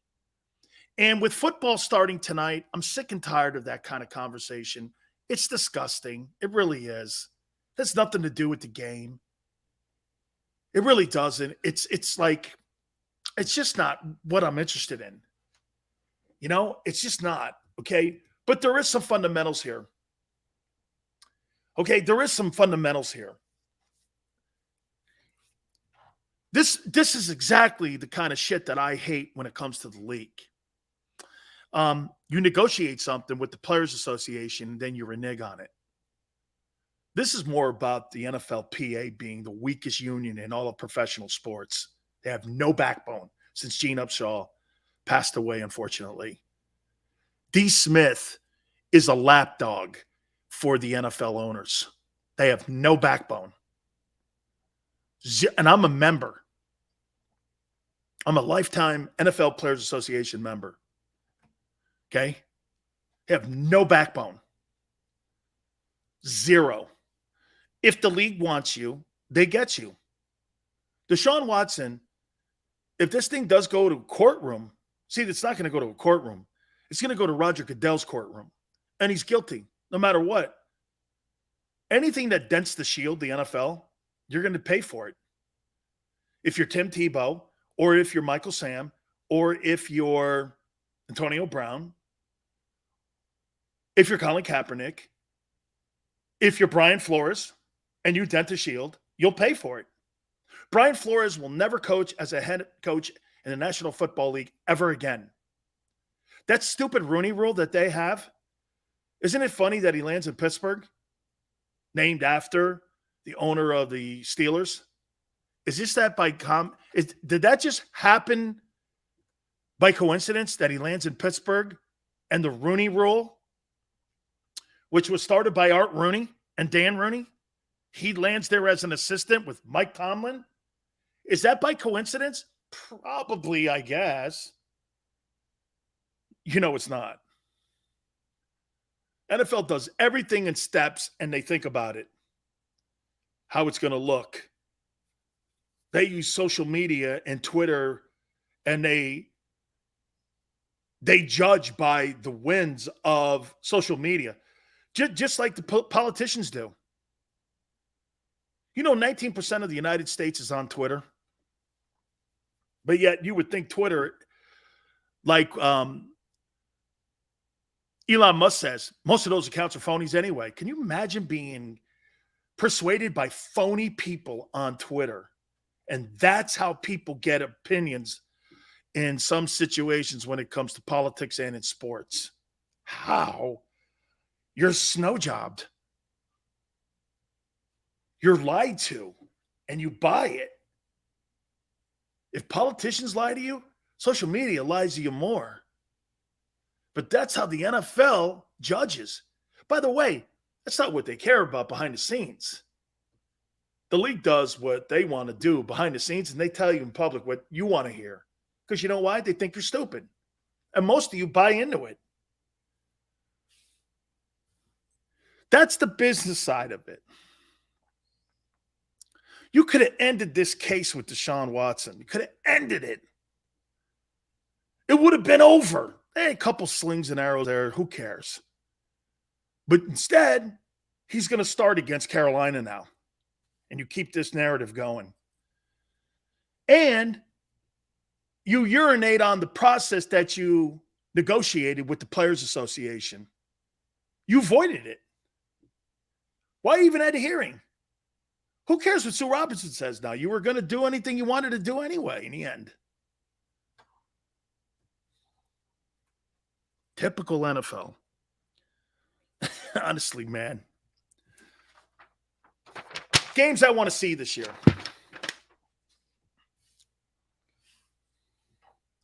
Guys, please hit the like button for me. I appreciate it. Thank you so much.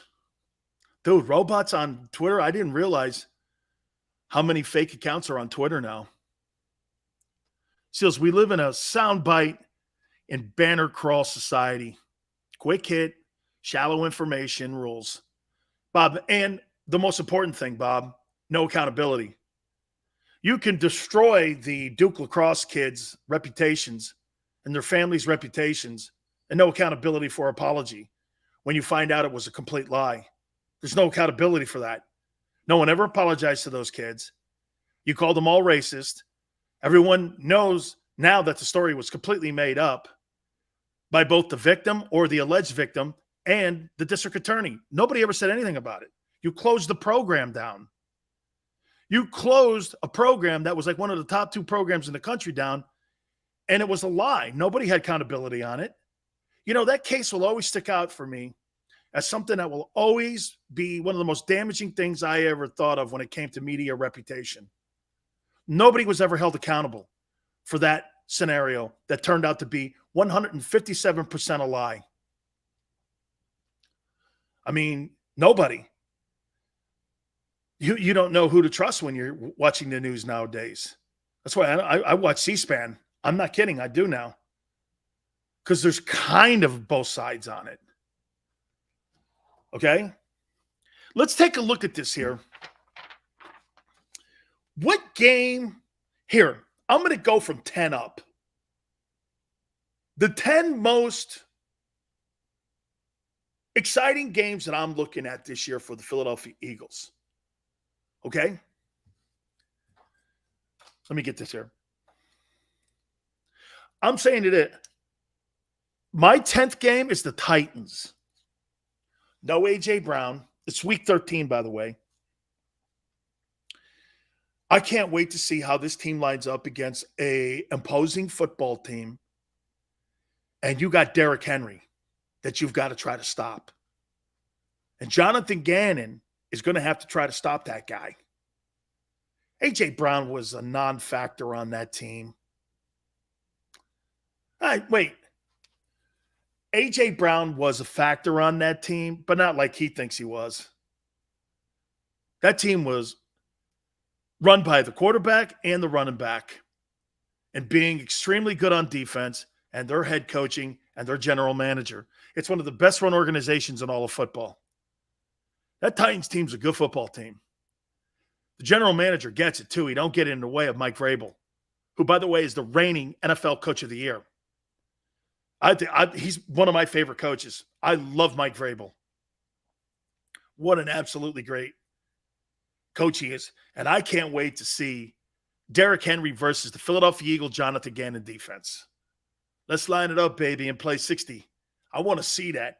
By the way, yep, that's at the link too. That's going to be some football game, dude. Seals, you think Henry can run through Davis? I do. He's run through everybody else in the NFL. Davis hasn't even played an NFL snap yet. Let's see it. If he can put him down on the ground. Dude, this is Derrick Henry. This is a guy who's a borderline Hall of Famer already with the statistics that he's put up. You're talking a Hall of Fame running back. Would you not make, hey, Xander, would you not make the argument that Derrick Henry is Nick Saban's best chance on making a Hall of Fame of any player he's had since he's been at Bama? Julio Jones, too, will make it. I think Julio Jones makes it, too, to the Hall of Fame, especially if they get a ring this year with Brady. I'm going to talk a little bit about Julio later on. I can't wait to see this football game. Dude, Derrick Henry is some ball player, man. Dude, this is going to be one of them lunch pail games. You know, you just sit there and you're like, well, hey, man, you better be padded up that game because they're going to be big hitting. You got the number one rushing attack in last year's NFL in the Eagles, and you got the dude coming into your building. Woo! You better have an extra mouthpiece there, man. There's going to be some hitting in that. Oh, well, we'll see. There'll be some hitting in that game. Number 9. I'm going to be interested, week 17, how this Saints team looks. Am I wrong to say that there's a lot of talent in New Orleans? And if Jameis Winston can just protect the ball, are we not giving enough credit to the Saints for being a good football team? I don't know, Dennis Allen. He bombed with the Raiders. But is it me? But when I look at that Saints team in week 17, I'm like this, dude. Dude, they were 5-1 last year before he went down. Okay? They were 5-1. And I was going like this. Man, dude, they're good defensively, even though the Eagles ran them over. They did run them over last year. I'm like this, man. I think this could be a hell of a football game here. I think this could be a pretty good game. I didn't say you're going to lose. I said these are games I want to see. Sills, if the Eagles go undefeated, come on, man. I'm not even going to answer that question. Worry about Detroit. Number 8, the Colts. Hey, can I say something to you? This is week. What is that Colts game? What if Nick Foles is a starting quarterback in week 11? What if Matt Ryan gets benched and Nick Foles is the starting quarterback at Lucas Oil? Oh, my God. Could you see Foles beating the Eagles? Hey, Bob. Bob goes, that would totally suck. I know, man. No Sean Payton with that New Orleans. I think that's a thing. I do. Hey, man. Foles will do well. Dude, what a storyline that would be. That game would move up on my list here of must-see Eagle games this year.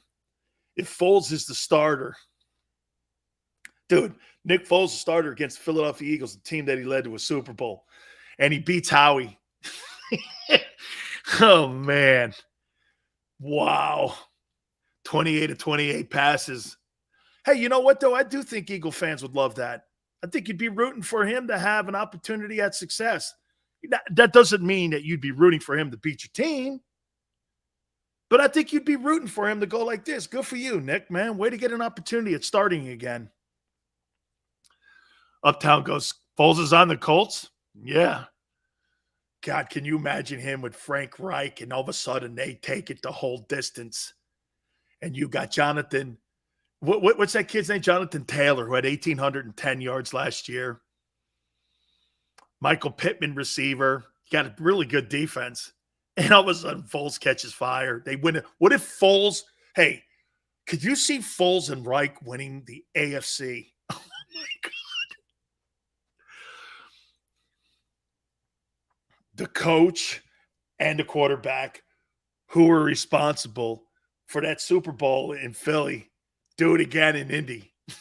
Oh, man. Hey, I'm not rooting against Matt Ryan, man, but in a way I am. I'd love to see Nick get a chance. God, would that not be incredible to watch? And your starting quarterback for the Indianapolis Colts, Nick Foles. Oof. Hey, I think that'd be Eagle Guy nightmare. That would be must-watch television, though. Okay? That'd be must-watch television. Okay? I think the best offense games will come against the Jags, Colts, Washington, in that order. Sills, you're killing me here, bro. Let's move on then, okay?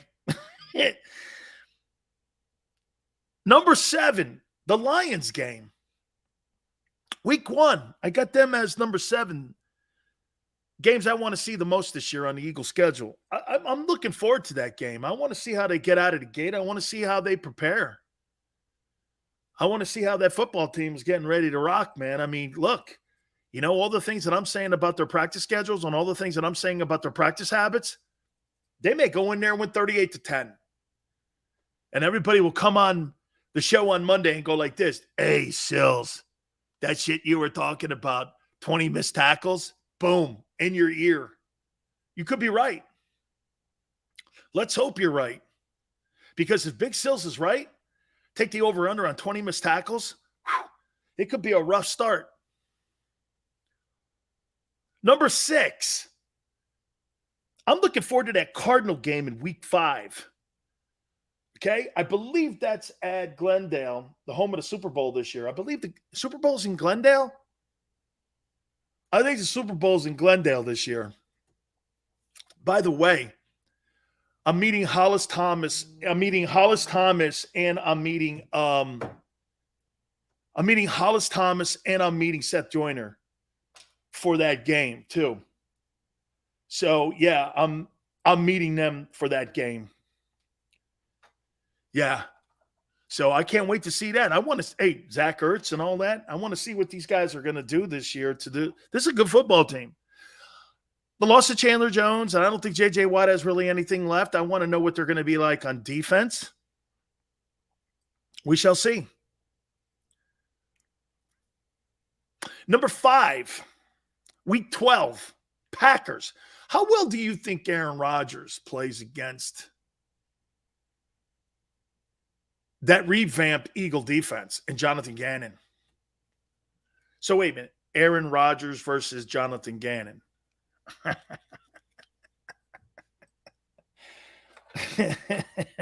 Aaron Rodgers versus Jonathan Gannon. That even sounds funny.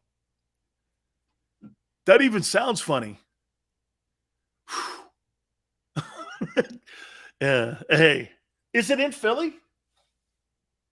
Oh, it's at the Link. That's an advantage. Gigi, that is an advantage. That is. That's an advantage. Not a big one. Okay? We'll pick holes like always does. Gannon isn't playing. Hey, Gannon isn't playing corner, though. Okay, Eric. Whatever you do, you better play press. If you play that zone coverage like you did against those quarterbacks last year, you better pray for no injuries, too. By the time week 12 comes around, you better have no injuries in them quarterback positions because you're not very deep there. And if you think you're going to start playing zone against Aaron Rodgers, that guy will go 30-30 for 400 yards on you. I don't give a shit who he's throwing to. Dude, don't play zone against a guy like that. You got to move him around, and you got to pressure that guy. If you don't pressure Aaron Rodgers and you let him sit back there, dude, he's the best thrower of the football in NFL history. He's won 39 ball games. Don't give me any shit about the postseason either. This ain't a postseason game. This is a Week 12 game. This is a Week 12 game. Well, there's no conversation about postseason here with Aaron Rodgers. And he does have a Super Bowl. I mean, don't talk to me about that. It's Week 12. He's won 39 regular season ball games in 3 years under Matt LaFleur. You can say what all you want. Don't play zone against that guy. He will destroy you. Hurts spin on the ball is better. Thanks, Bob. I heard.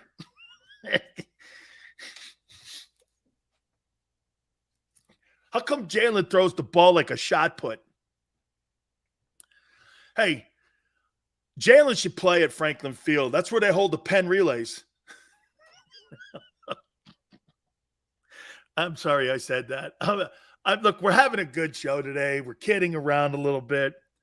I shouldn't have said that. Okay, I mean, this guy throws the football like he's throwing a shot put.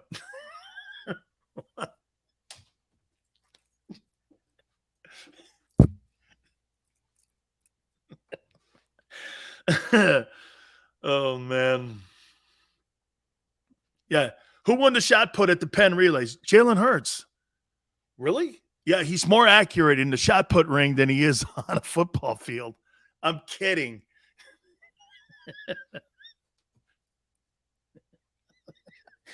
Oh, man. I know. I'm an asshole.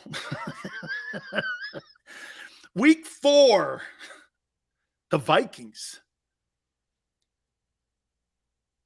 It's week 2. Excuse me. Week 2. It's Vikings. That's the 4th game I'm looking forward to seeing on the Eagles schedule this year. It's a Justin Jefferson Bowl. Every time Justin Jefferson catches a ball, he's going to go, Rager! Rager! And Howie Roseman's going to go, what's he saying? What's he saying? When he catches his 3rd touchdown in the end zone, 10 catches, 183, he's going to go, Rager! By the way, I didn't say 10 catches, 183, and 3 touchdowns. Xander did. He can squat 600 pounds, though? Great. Aunt Betty, how you doing?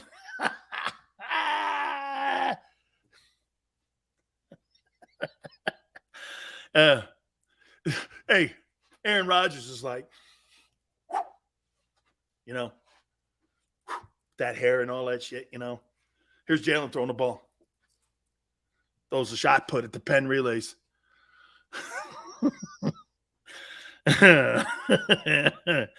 It's all good, man. Hey, you get medals at the relay, too. It's a great event, by the way. I've gone to it, actually.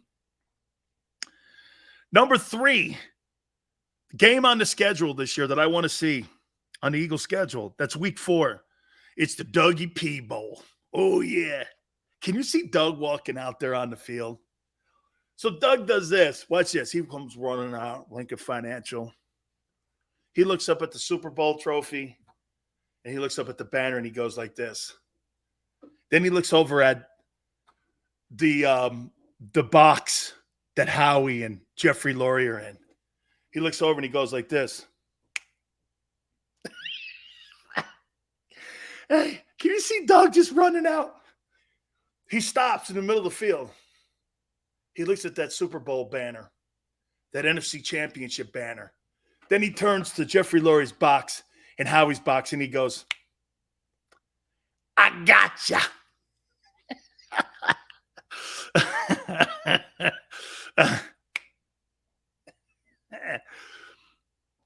The Dougie P Bowl, week 4. Whew, man. Are you going to cheer him or boo him? You're going to probably do this. You probably come out in the pregame, and you probably give him his kudos. Then after that, he's the enemy. Right? I would throw the finger if I was Doug P. Doug is cool. He'll get a standing O. Crowd will. Hey, Pickin, you think the crowd will erupt when he runs onto the link floor? You think they will? Xander's going to. Hey, Xander will. Xander's going to cheer him. Why wouldn't you? He did something no coach has done since 1960. Why wouldn't you? Howie's going to hate that week. That's going to be how he's going to hate that week. Because you know how he thinks. Howie thinks he won it. Even though he's never played a lick of football in his life. I don't think. He don't look it. I mean, you know, football players usually have a size 10 foot.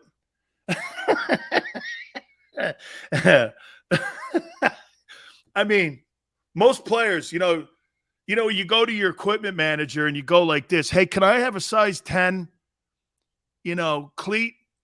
Usually the equipment manager on a pro football team would go, we don't have a size 10.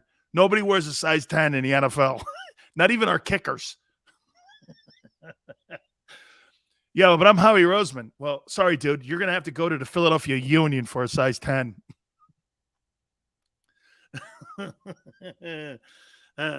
What do you mean, sports union? Yeah, those dudes wear size 10 and size 8s. Okay? People in the NFL wear size 10 and up. Nobody wears a 10. Size 10. Great. I'll save my final two that I want to see for the Eagles schedule 2022. Don't forget Bill Romanowski in hour number 3 also. We're going to talk a little Nakobe Dean as we opened up the show. Please hit the like button. Keep it here on the National Football Show.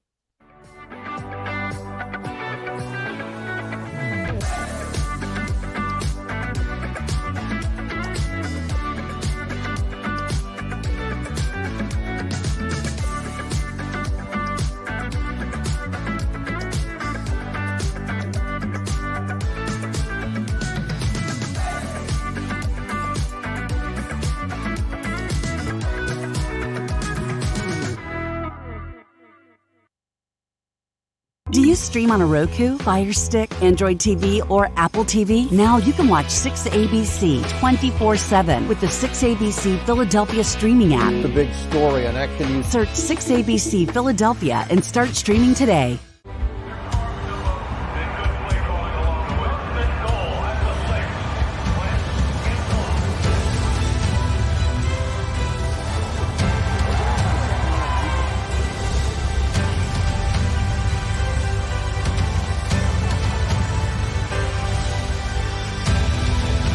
Field of life, First Trust Bank is there for you.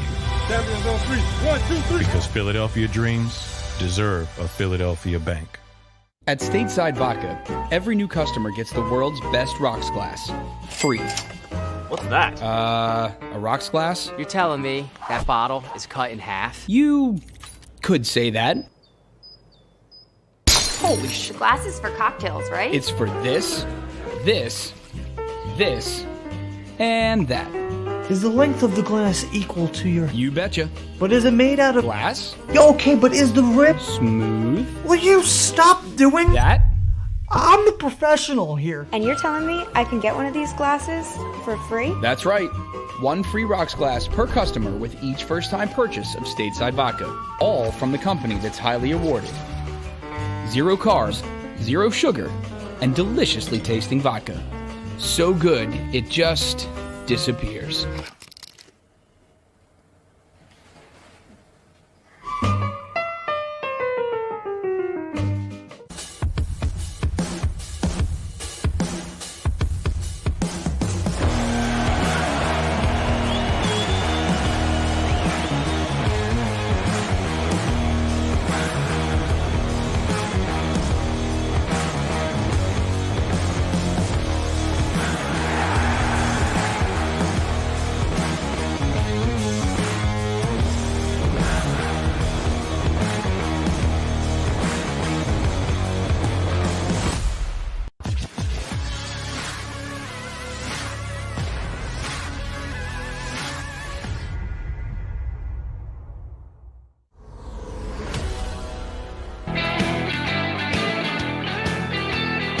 Hour 3, National Football Show, Big Sills. By the way, just confirmed the third most powerful man in the National Football League, the chairman of the NFL Competition Committee and president of the Atlanta Falcons, Rich McKay, will be on with us at 3:30 tomorrow.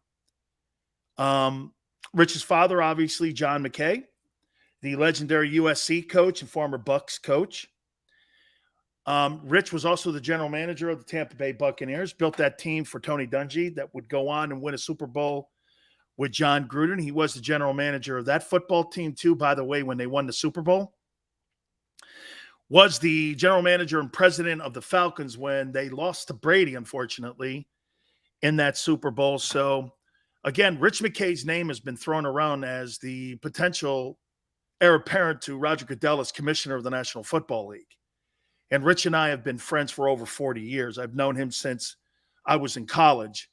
And so the president of the Falcons, Rich McKay, will be on with us tomorrow. A very powerful guy. Sets all the rules on what the game's going to look like each and every single year. That competition committee and the television committee are the two most important committees that the National Football League has. How the game is to be ruled and the rules of the game, Rich is the chairman of, and obviously the television committee, which Jerry Jones and Bob Kraft are on. That's where all the money comes from. Those are your two most powerful committees. And Rich is the chairman of the competition committee. So we'll have him on tomorrow. That'll be at 3:30. Guarantee you this, the president of the Falcons doesn't do very many interviews. So it's quite an intriguing thing to listen to him and I go back and forth because he will tell me to shut the hell up and I'm not answering that. Rich and I have known each other for a long time, so I can't wait to get our friend on. I think he's going to be the commissioner of the National Football League one day when Goodell steps down. The choices when Goodell got the job after Paul Tagliabue, it came down to Condoleezza Rice, it came down to Rich McKay, and it came down to Roger Goodell. Those were the three candidates for commissioner, and they ended up landing on Roger Goodell. But Rich was in the conversation. They were thinking about giving it to Condoleezza Rice, too, and having her as a potential commissioner of the NFL. But they went with Goodell. But Rich was second, man. I mean, I think he could be the guy who's going to be the future commissioner. So pretty good to have this so far, right? I'm not saying anything, and I'm not pushing anything. The owner of the Cowboys, Stephen Jones, is a dear friend of mine. He's going to get the reins passed to him eventually one day. And my friend's probably going to be the commissioner of the league in the next 6 years or so. So we'll look forward to talking with him about numerous things in the league.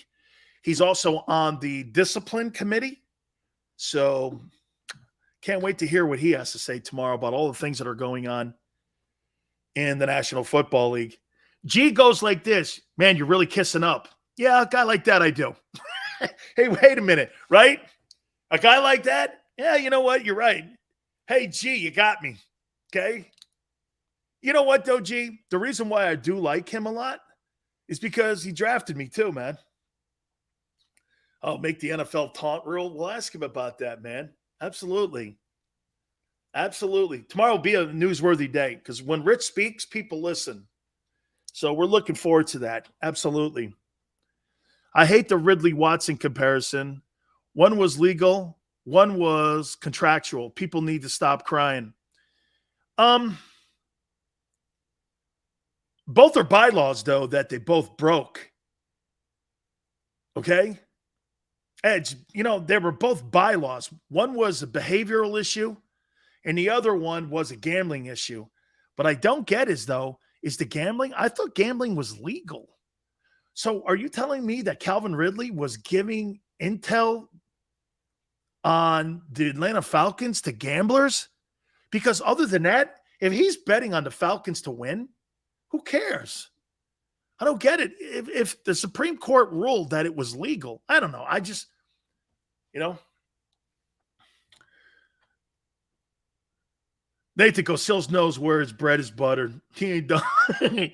Yeah, man. We started the show off with N'Kobe Dean. And by the way, bottom of the hour, Bill Romanowski. And we're going to talk to Bill about what his rookie year was like. Here's a man that won 4 Super Bowls.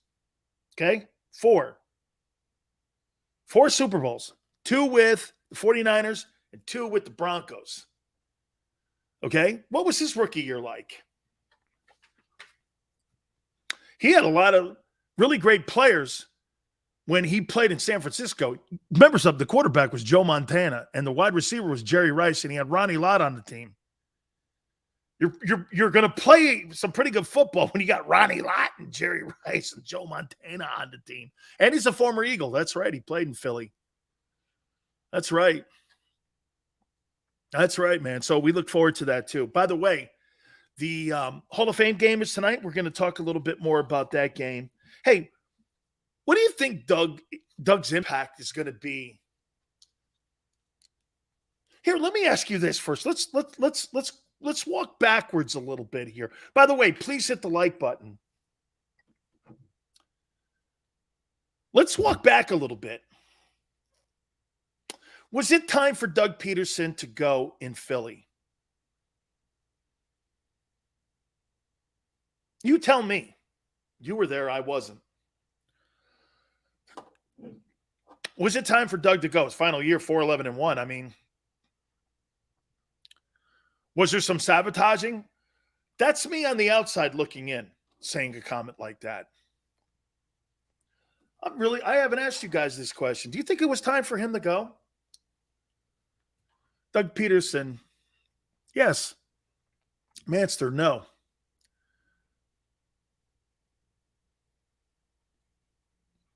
A lot of people like the question. No way. As a coach, no. Yes, it was too much drama, Flex. Yes, it was definitely time. Yuri, no. Hell no. Want him back. Edge, yes. Wentz sucked too. No. When Doug Peterson buys tickets, he buys 31 for him and then 2 before. Oh. Yes, team was falling apart at the seams. Doug should still be here. Boy, it seems to be that there's 2 sides to this. Huh. I thought it'd be more definitive. Yes, poisonous by then. Too bad. Xander, I'd like to hear your comment. Was it time for Peterson? Had it gone in a direction where there was no comeback from? Had it just been by everybody included, and you had to just start over? I'm not blaming anybody. I'm not asking that question. I'm asking, was it time to clean house? Maybe that's the better one. Was it just time to clean house and start over? Xander goes, I'm a Dougie guy. How about this? Let's expand on that because I'm going to talk about Doug and his new job here in a minute. You think the owner put his faith in the wrong guy?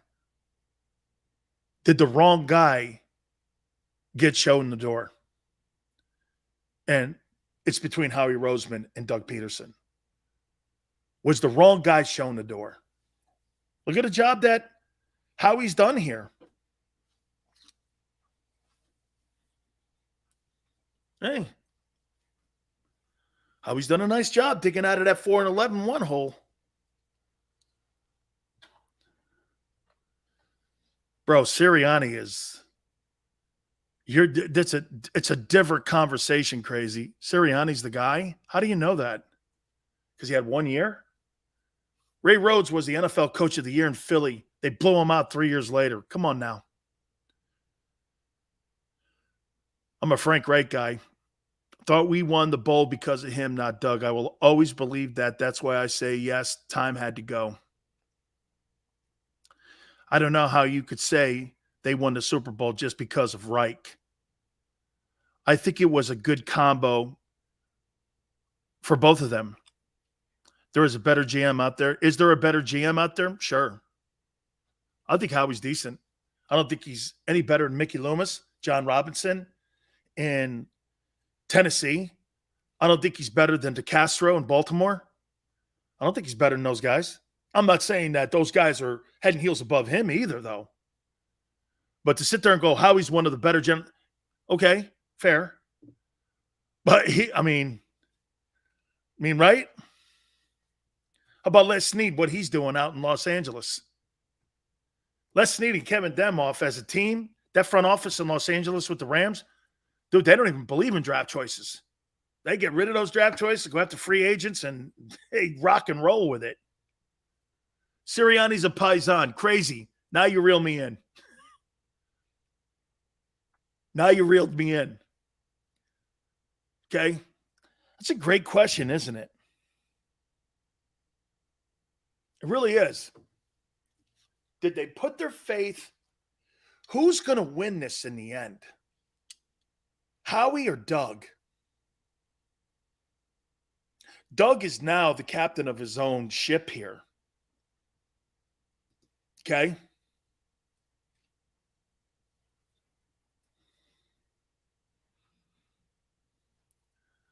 Xander said something here. When you have a minute, Sills, go back and watch Hurts. 4 games as a rookie under Doug. He threw the ball, with Xander's eyes, better under Doug than what he's doing now.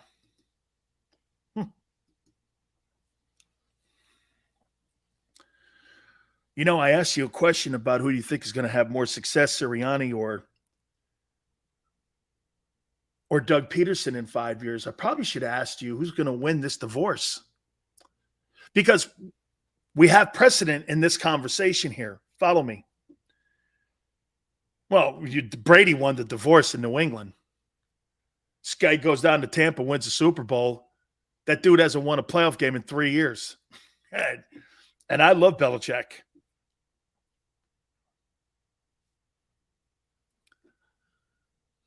Right? 5 years from now, who's going to be in a better position, Doug Peterson or Howie Roseman?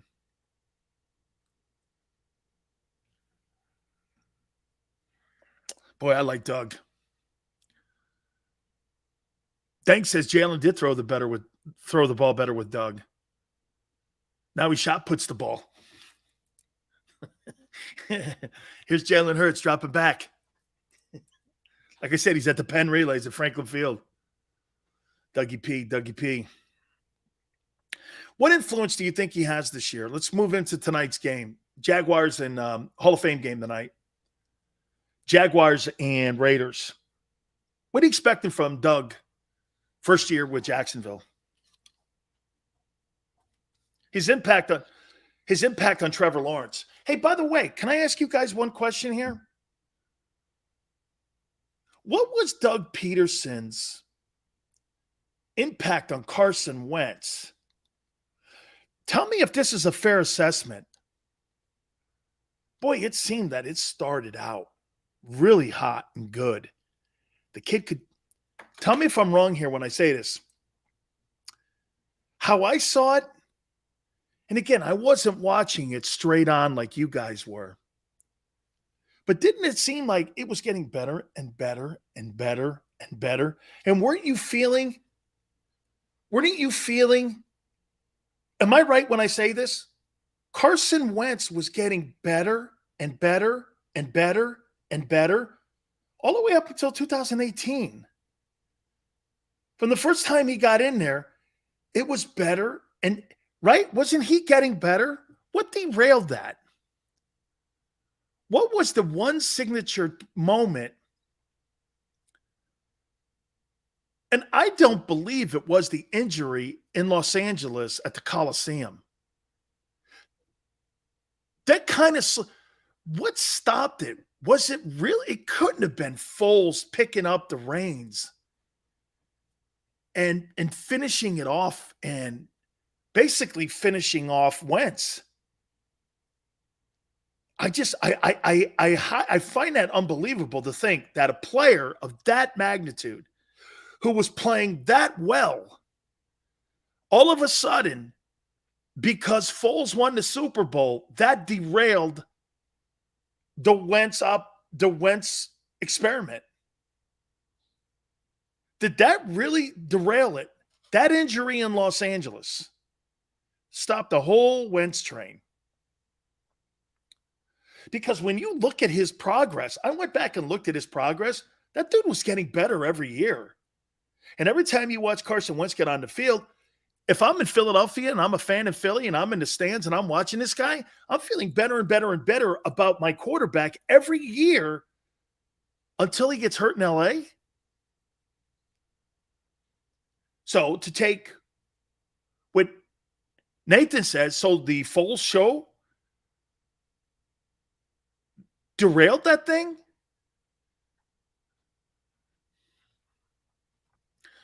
Wentz also didn't like DeFilippo personally. DeFilippo would yell at Wentz in practice, and Carson would take it personal. Shit, you know what's crazy about that? 215? Who gives a shit? Bill Parcells hollered, I'm not Bill Parcells, Bill Belichick, he barked at Brady. You got to have a little tougher skin than that shit, as far as I'm concerned. Are you really telling me that really all of that stuff started derailing? How about this? Let me ask you this. Was it an uncomfortable scenario that after Wentz came back and Foles had won it and they put Wentz back in as the starter, that probably right there also was uncomfortable? You had just seen a guy do something that no one in Philly had ever seen before. The parade just happened. Everybody was excited. And then when the season started, guess what? The captain of that ship was told to take a second seat. That had to be uncomfortable for anybody. You imagine being an executive in a company, you get sick, and all of a sudden you're sick for 6 months. You come back and your company has the highest profit sharing, and stockholders are exceptionally happy, and it's been a great 6 months, and you're all of a sudden, you're back and healthy again, and you take over the CEO job again, and the guy who had helped you has to take a second chair.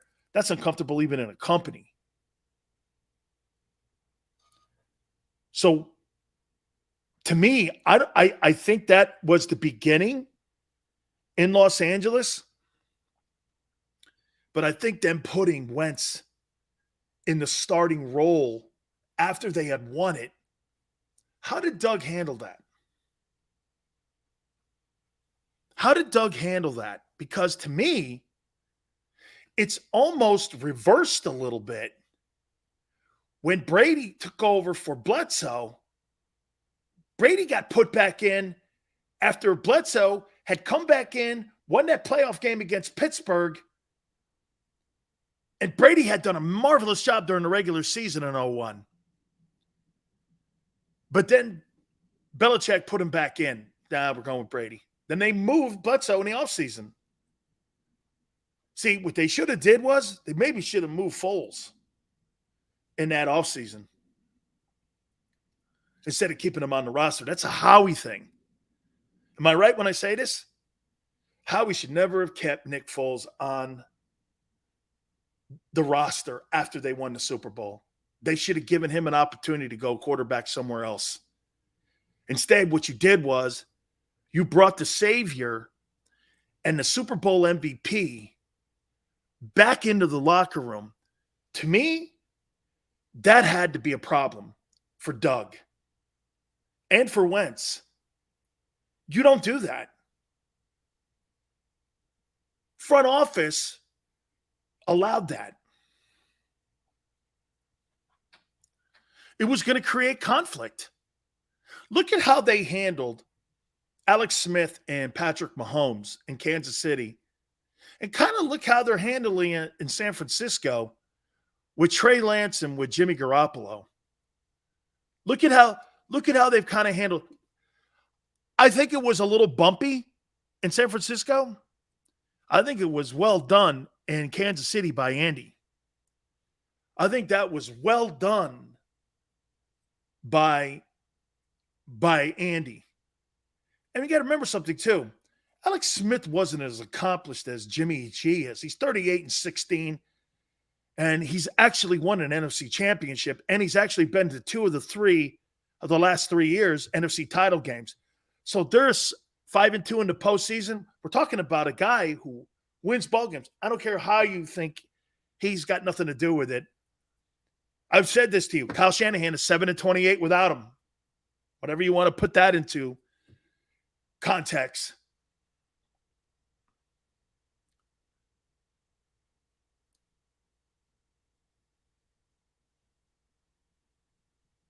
Well, knowing what we know now, we should have never paid Wentz and traded him. But at the time, yes, they should have traded Foles right after the Super Bowl, giving him hey, and not because he's a bad guy, but because he deserved an opportunity to be a starter. Instead, what you did was you divided the locker room. You knew you were going to divide the locker room. You knew it. It was a self-inflicted wound that the Eagles, by the way, I think the reason you ended up 4-11 a couple of years after that is because of that move right there. Putting Foles back on the roster the year after they won the Super Bowl. I know it would have been a lot of uproar in the city if all of a sudden, yeah, but you would have went like this. Good luck, Nick. You wouldn't have begrudged the guy if the guy got a $100 million contract. Howie may have gotten even a first rounder. After being the Super Bowl MVP, his value was probably higher then. Right? How do you think the organization, right there is my opinion, how do you think Doug handled that? Doesn't seem very well. Right? It doesn't seem like that was handled very well. It seems that it was handled very clumsily.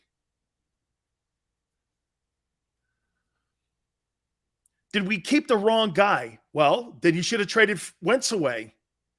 But Wentz was coming off an injury, so that may have been tougher to trade him. You shouldn't have kept both those guys in the building. You were creating a nightmare, and it happened, and the team unraveled. That's self-inflicted by Howie. You know, Howie's getting all this credit for building this team. Howie's getting all the credit for building the team that he destroyed. He destroyed that Super Bowl team. There were some clumsy moves. The Rager move. The Justin Jefferson not getting him. The Alshon Jeffries, still $5.5 million on the cap right now, dead money. I mean, right? All right. Very interesting. I can't wait to see this Hall of Fame game tonight. By the way, I'm going to say this to you here, man. Make no mistake about it, okay? When you're a rookie and you're learning a whole boatload of things, and you're trying to understand a new complex system, and you're trying to become an NFL football player, I tell this to people all the time. You know, I'm hearing a lot of people saying this about Nakobe Dean. And I was listening to Barrett Brooks on Sports Take earlier. And just to reset a little bit of what we were talking about in the first hour, people were going like this. Hey, man, end of the day here, you know, Nakobe's not looking all that hot. And I tried explaining it to people at the beginning. Dude, when you come from the college game and you come from a system like Nakobe Dean came from at Georgia, and you're sitting there and you're playing in a system like that you have excelled at, and all of a sudden you go to the NFL and you're trying to learn an NFL system, look, fits. Everything that you do in the NFL is completely different than what you did when you were at your Georgia stop. It's not that he's bad. Nakobe Dean is not struggling as a football player. Nakobe Dean, in my opinion, he's more so struggling to pick up what is being asked of him. Like I said, but this is common. Okay? This is commonplace for people to try to figure this out here. Okay? It is. So when we're sitting here and we're talking about whether or not the kid's going to make an impact, I don't think you're going to see a lot of him early. I think they're going to gradually bring him along. And personally, I think you're going to see him have the opportunity, I think, to be a football player that's going to be an impact towards maybe the middle or the back end of the season. And we're going to try to catch up here with our friend Bill Romanowski here in a minute. Please hit the like button here. You know, Bill played on 4 Super Bowl championship teams. And when you have an impact on those type of teams, understand this. Think about what Bill did. Bill went from one system to another system to having to understand exactly what different coaches' fundamentals were, their philosophies were a little bit here. So when you're talking like that, you've got to understand, make no mistake about it here, man. Young players struggle all the time. They struggle all the time when you get a chance to go into a new system here. So I heard people saying that Jakobi was struggling. I want to bring my friend Bill Romanowski in for a couple questions on that. Hey, Bill, appreciate you doing this. Thank you, brother. You got it. Happy to be Bill, here. Talk about, for me, what was the biggest struggle for you as a rookie linebacker coming into the NFL? I mean, people are talking about Nakobe Dean struggling a little bit now, not so much with his play, but understanding what's being asked of him. What was your biggest struggle?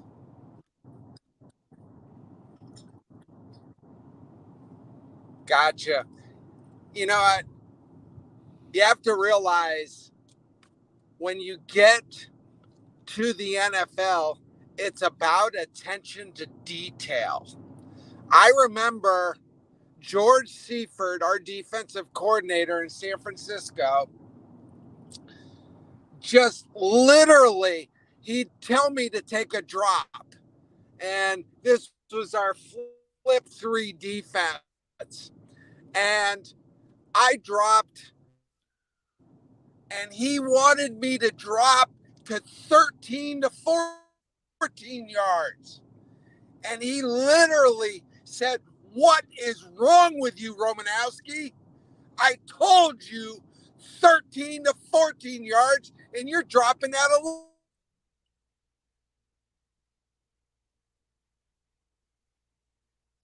Bill Romanowski here with us here.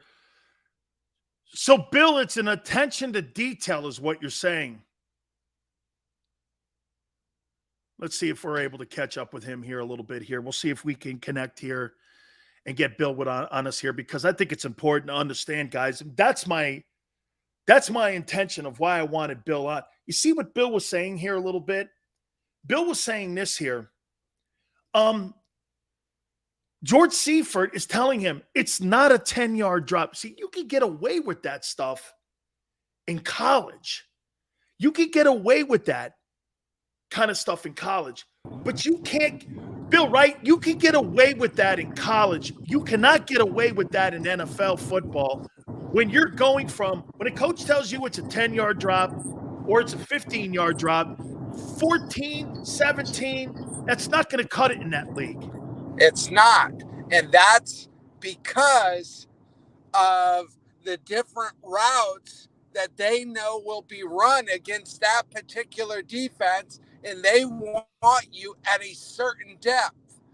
That was the big difference. In college, because you're one of the best athletes out on the field, you can get away with things like that. At the professional level, everybody's strong, everybody's fast, and it's now, how do you fit into the defense? And you have to be a team player, because every guy has got to fit together to make it run properly. Bill, also, when you're a young player like that and you're not practicing, you and I were in the era where you had two-a-days and you guys were banging on everybody here for two-a-days. Tomorrow the Eagles are off. 2 days ago they were off. What's your take on how the NFL prepares for an upcoming season with all the lack of non-hitting?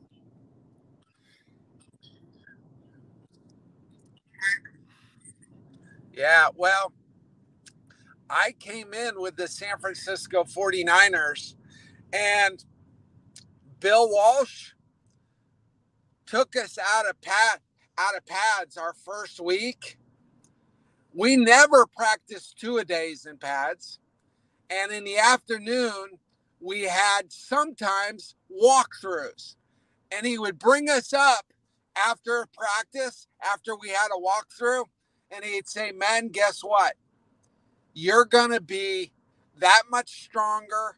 You're going to be that much better. You're going to feel better and that much healthier when we go into the playoffs." He was already had our mindsets focused on reaching the playoffs and going to a Super Bowl versus just trying to survive. And that was it. So we were just like the way they are now. How do you think I was able to play 16 years? It's because I lived in that type of a system. Bill, let me say, is that the only place, Bill, that existed, that kind of mentality? And remember something too, Bill, you did have Joe Montana. I mean, it's one thing to sit there and go through helmets and shorts. It's another thing when you got Jalen Hurts as your quarterback on your team. You had Joe Montana. There's a difference there with that. Yeah, but you know what? We were fresher than everybody else. We couldn't wait on Sunday to actually hit somebody. And I never had pads on during the week for 16 weeks going into the playoffs. Heck, I only wore pads on Sunday. And that's how I got used to the way my career went. And Mike Shanahan, when I was in Denver, it was the same way. Little different in Philadelphia. But you want to know what Bill used to say about not being in pads? He said, "Man, you're going to practice faster. You're going to feel better. You're going to be more explosive. And come Sunday, you're going to be that much fresher because the New York Giants are knocking the crap out of people. The Chicago Bears are beating each other up every week, and so on and so on." So everybody was pretty jealous of the way we used to practice. Bill, I hate you, man. Hey, Bill. Hey, you know, I tell Randy Cross this all the time, man. You guys won all the time. You guys practiced hard, but you didn't practice full gear. I mean, wow, what a system you guys had in San Francisco. Let me ask you about some of your teams here. Your take on Trey Lance. Do you think the 49ers made the right choice to move off of Jimmy G?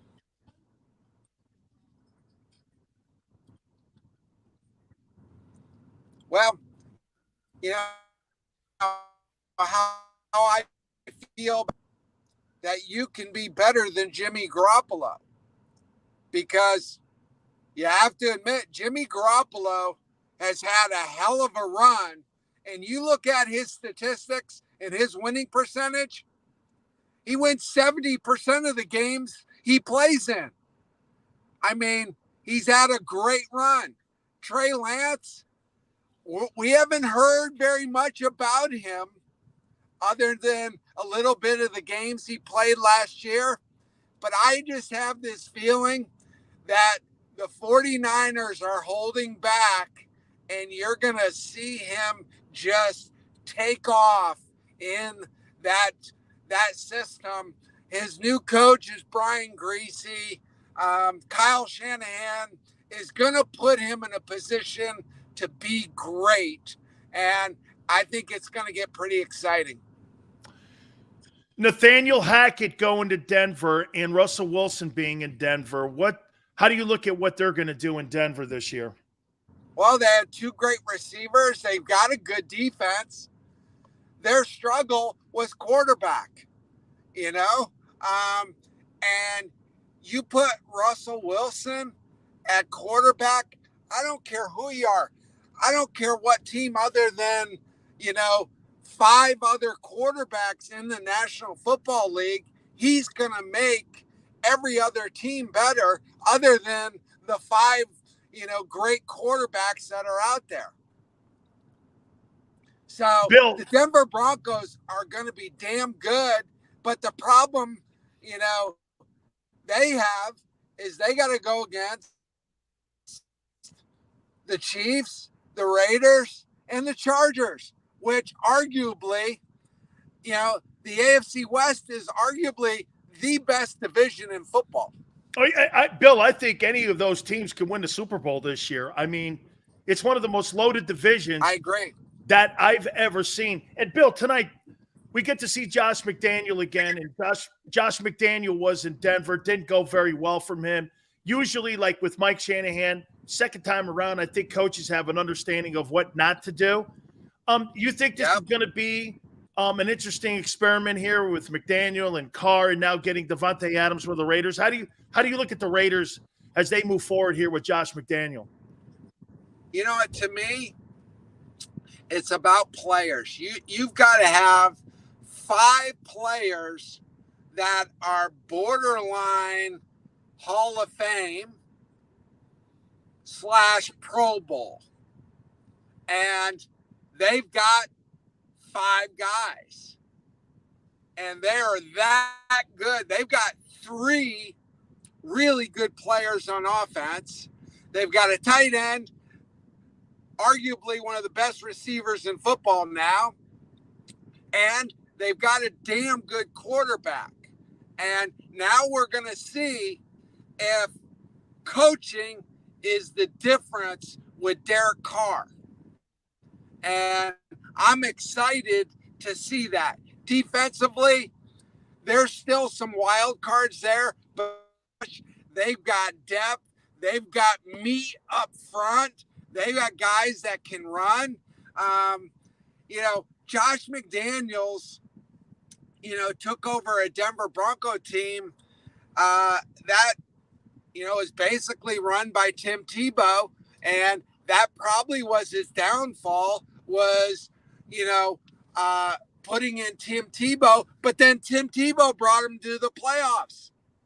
And I was like, but there was a part of me when I saw Josh McDaniels the first time go around, I felt like he was trying to imitate his head coach that he coached for a number of years. And there's a part of me that said, you know what? I don't want you to be a mini Bill Belichick. I want you to be Josh McDaniels and go out there, be your own man and do your own thing. And, he would show up on the sidelines when he was at Denver with the cutoff sweatshirt, sleeves and things like that. And I was like, this is a recipe for a disaster. But I'm with you. The go-round this time is going to be wildly successful, and the Raiders are going to be in the hunt. Absolutely. Bill, Nutrition 52, man, how's it going? You know what? We're killing it. COVID has been very good to us, and here's why. We're changing people's lives with Lean One. Lean One is helping people lose weight, get stronger, lose weight, and feel better. And great combination. So we have our Lean One fat burning meal replacement. We have our Lean One sleep and our Lean One brain focus. And to me, it's a great position to be in, to be able to change people's lives. And that people can go to lean1.com. Fantastic. Hey, Bill, thank you so much for doing this, brother. Should be interesting tonight. Raiders and Jags tonight. We get a first look at Josh McDaniel, and football is back. Thank you, Bill. Can't wait. Take care. Can't wait. All right, guys. Very interesting stuff, to say the least there, man. So the 49ers, they didn't practice at all in pads. I want to hit on that. And also, he talked a little bit about what rookies go through and what Nakobe Dean is going through. Hit the like button. Keep it here on the National Football Show.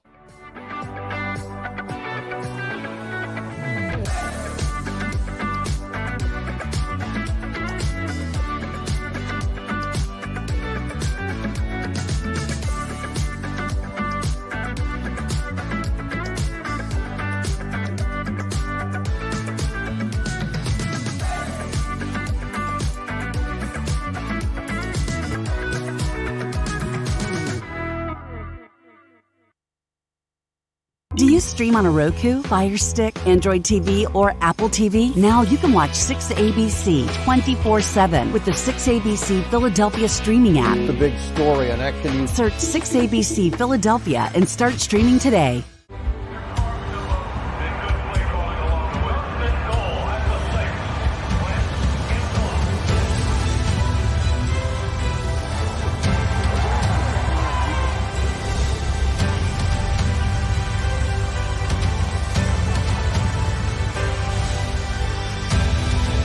Field of life, First Trust Bank is there for you.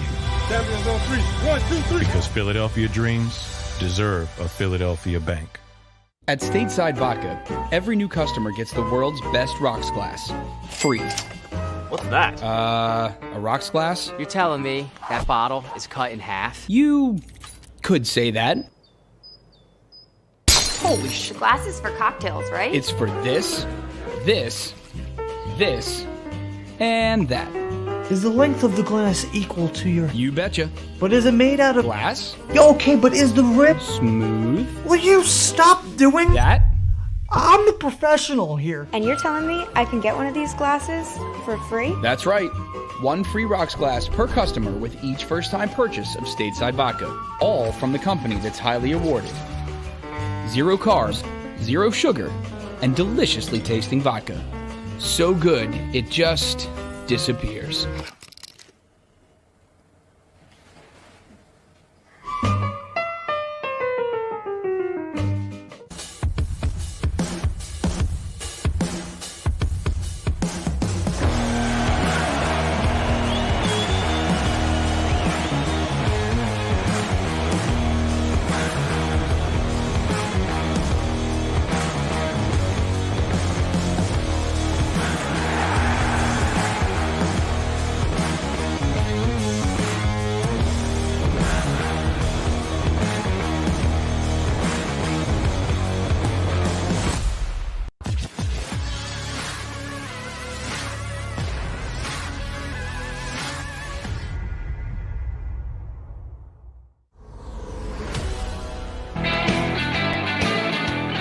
Welcome back. National Football Show. Please hit the like button. Thank you so much, guys, for coming aboard. Boy, guy won 4 Super Bowls. I thought he was going to go the other way when it came to practice time.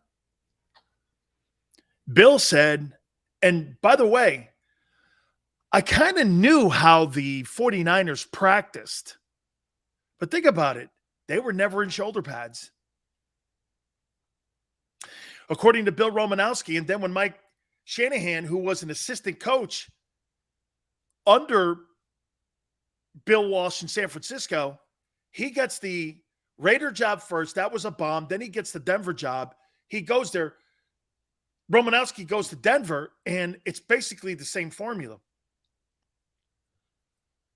Yeah, but again, see, the difference with that is you had an experienced football team. And look at the quarterbacks that were on those teams that Bill Romanowski had. Bill Romanowski had the fortune of playing with Montana and Elway. Okay? He had the fortune of having an experienced guy. Look, when I have Joe Montana and I have John Elway, I feel pretty comfortable going through helmets and shorts with my offense. Don't you? I don't want to get those guys hurt. Those guys are premier passers.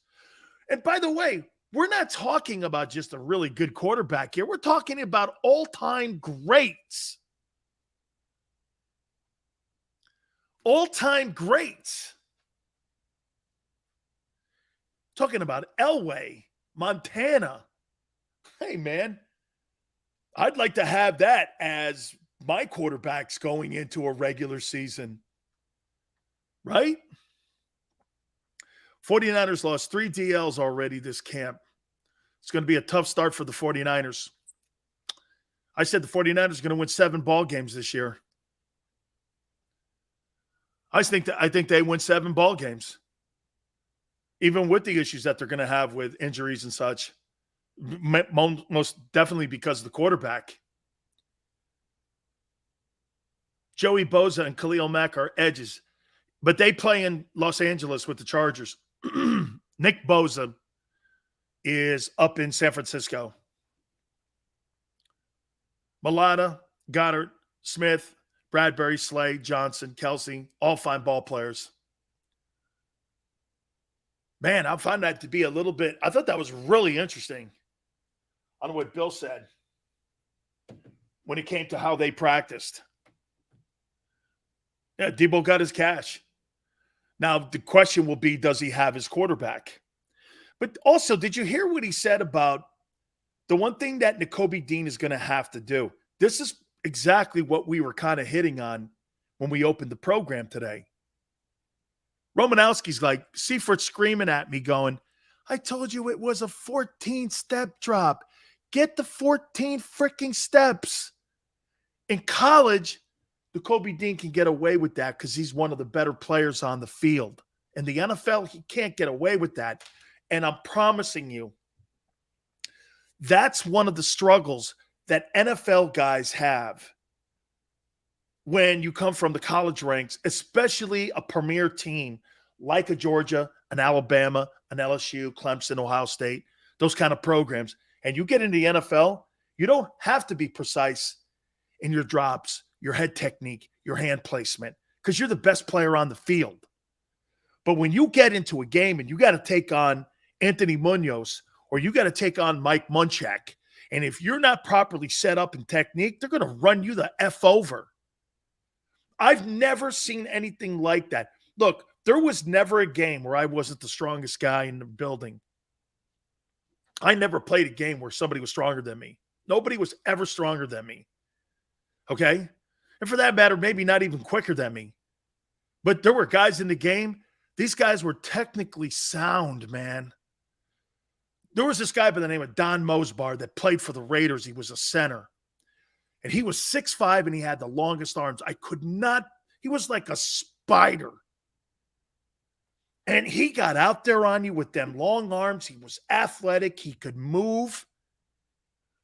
I think the thing that you're shocked about when you come into the NFL like Nakobe Dean and Jordan Davis are going to go through now, what you're shocked is how big and athletic these guys, like Bruce Matthews, for me, when Bruce Matthews came off the ball, you were stunned how good he was. Wow. These guys will bend you over and spank you over their knee, man. If you're playing high, they're going to knock you over. Okay? Randy Cross, please. Dermontti Dawson was a tremendous football player. He was fantastic. The center for the Steelers, he was a great ball player. I just can't believe when I'm listening to Bill say that the 49ers, I mean, they didn't have very much hitting. I had a chance to go there and play. You know what? The Cowboys gave me $35,000 for a signing bonus when I signed to go to like in '88. I think they gave me like $35,000 or something like that to sign and go to Dallas.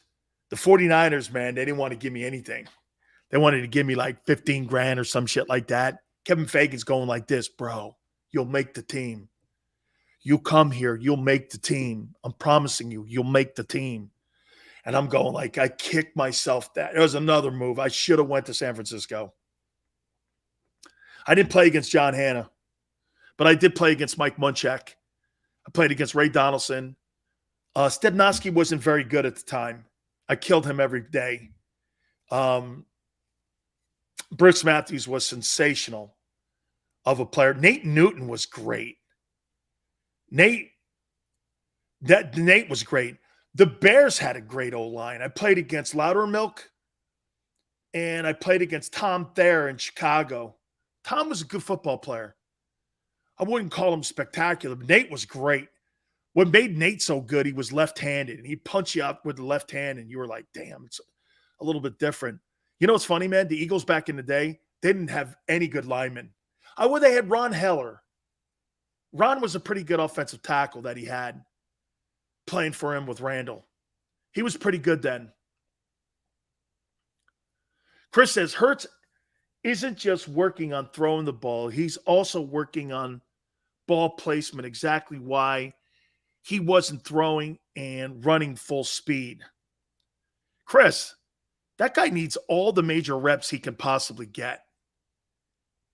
Okay? He needs all the reps he can get. He's not a good passer. Sills hates Fields and Hurts. I don't hate Hurts. I don't like Fields when it comes. And by the way, I don't know these guys from a can of paint. It's got nothing to do with them personally. Okay? I don't like that. I don't think Justin Fields has anything to offer the Bears. This guy may turn out to be Michael Vick this year. You know what? Hey, Manster, Dave Remington and I are great friends, and I don't want to show any disrespect. I think Dave was a hell of a player, so I'm going to leave it there. I like Dave. Dave, really one of the greatest offensive linemen in the history of college football. New age mentality? Sydney, you're right. Hey, Sydney, I'm gonna say something here today. To me, it's more of a Dan thing than an Eagle thing. So bear with me as I go through this soft-ass approach and how you get ready for a season. I'm thinking more now it's a Dan thing, okay? It's a Dan thing, okay? It is. It's a Dan thing. I think in a physical football game, and you play physical football, in my opinion, how can you play a physical game when you're not practicing being physical?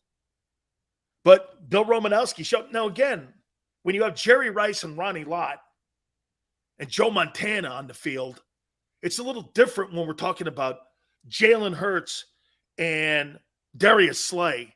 Those guys aren't in those leagues. You're talking about all-time great players. The 49ers had those unbelievable players. Those guys were all-time greats. Okay? All-time greats. Just legendary. Absolutely, man. Hey, I want to tell you guys, tomorrow we are going to have the president of the Atlanta Falcons and the chairman of the NFL Competition Committee, Rich McKay, on tomorrow. That'll be 3:30 Eastern time, and I'm so looking forward to it. Any questions you have about the new rule changes or anything when it comes to Deshaun Watson, anything, Rich is in control of it. He is the chairman of that stuff, and we looking forward to having him again as part of our show tomorrow. I don't think we've had Rich McKay on, so that'll be tomorrow at 3:30. We really appreciate it. Listen, I want to thank you guys for coming aboard. Thank you very much. Do me a favor. Please hit the like button if you missed any of the show. Please show it. Please share it. We appreciate it. Xander, great stuff as always. Till tomorrow, 3 to 6 Eastern. We'll see you on the flip side.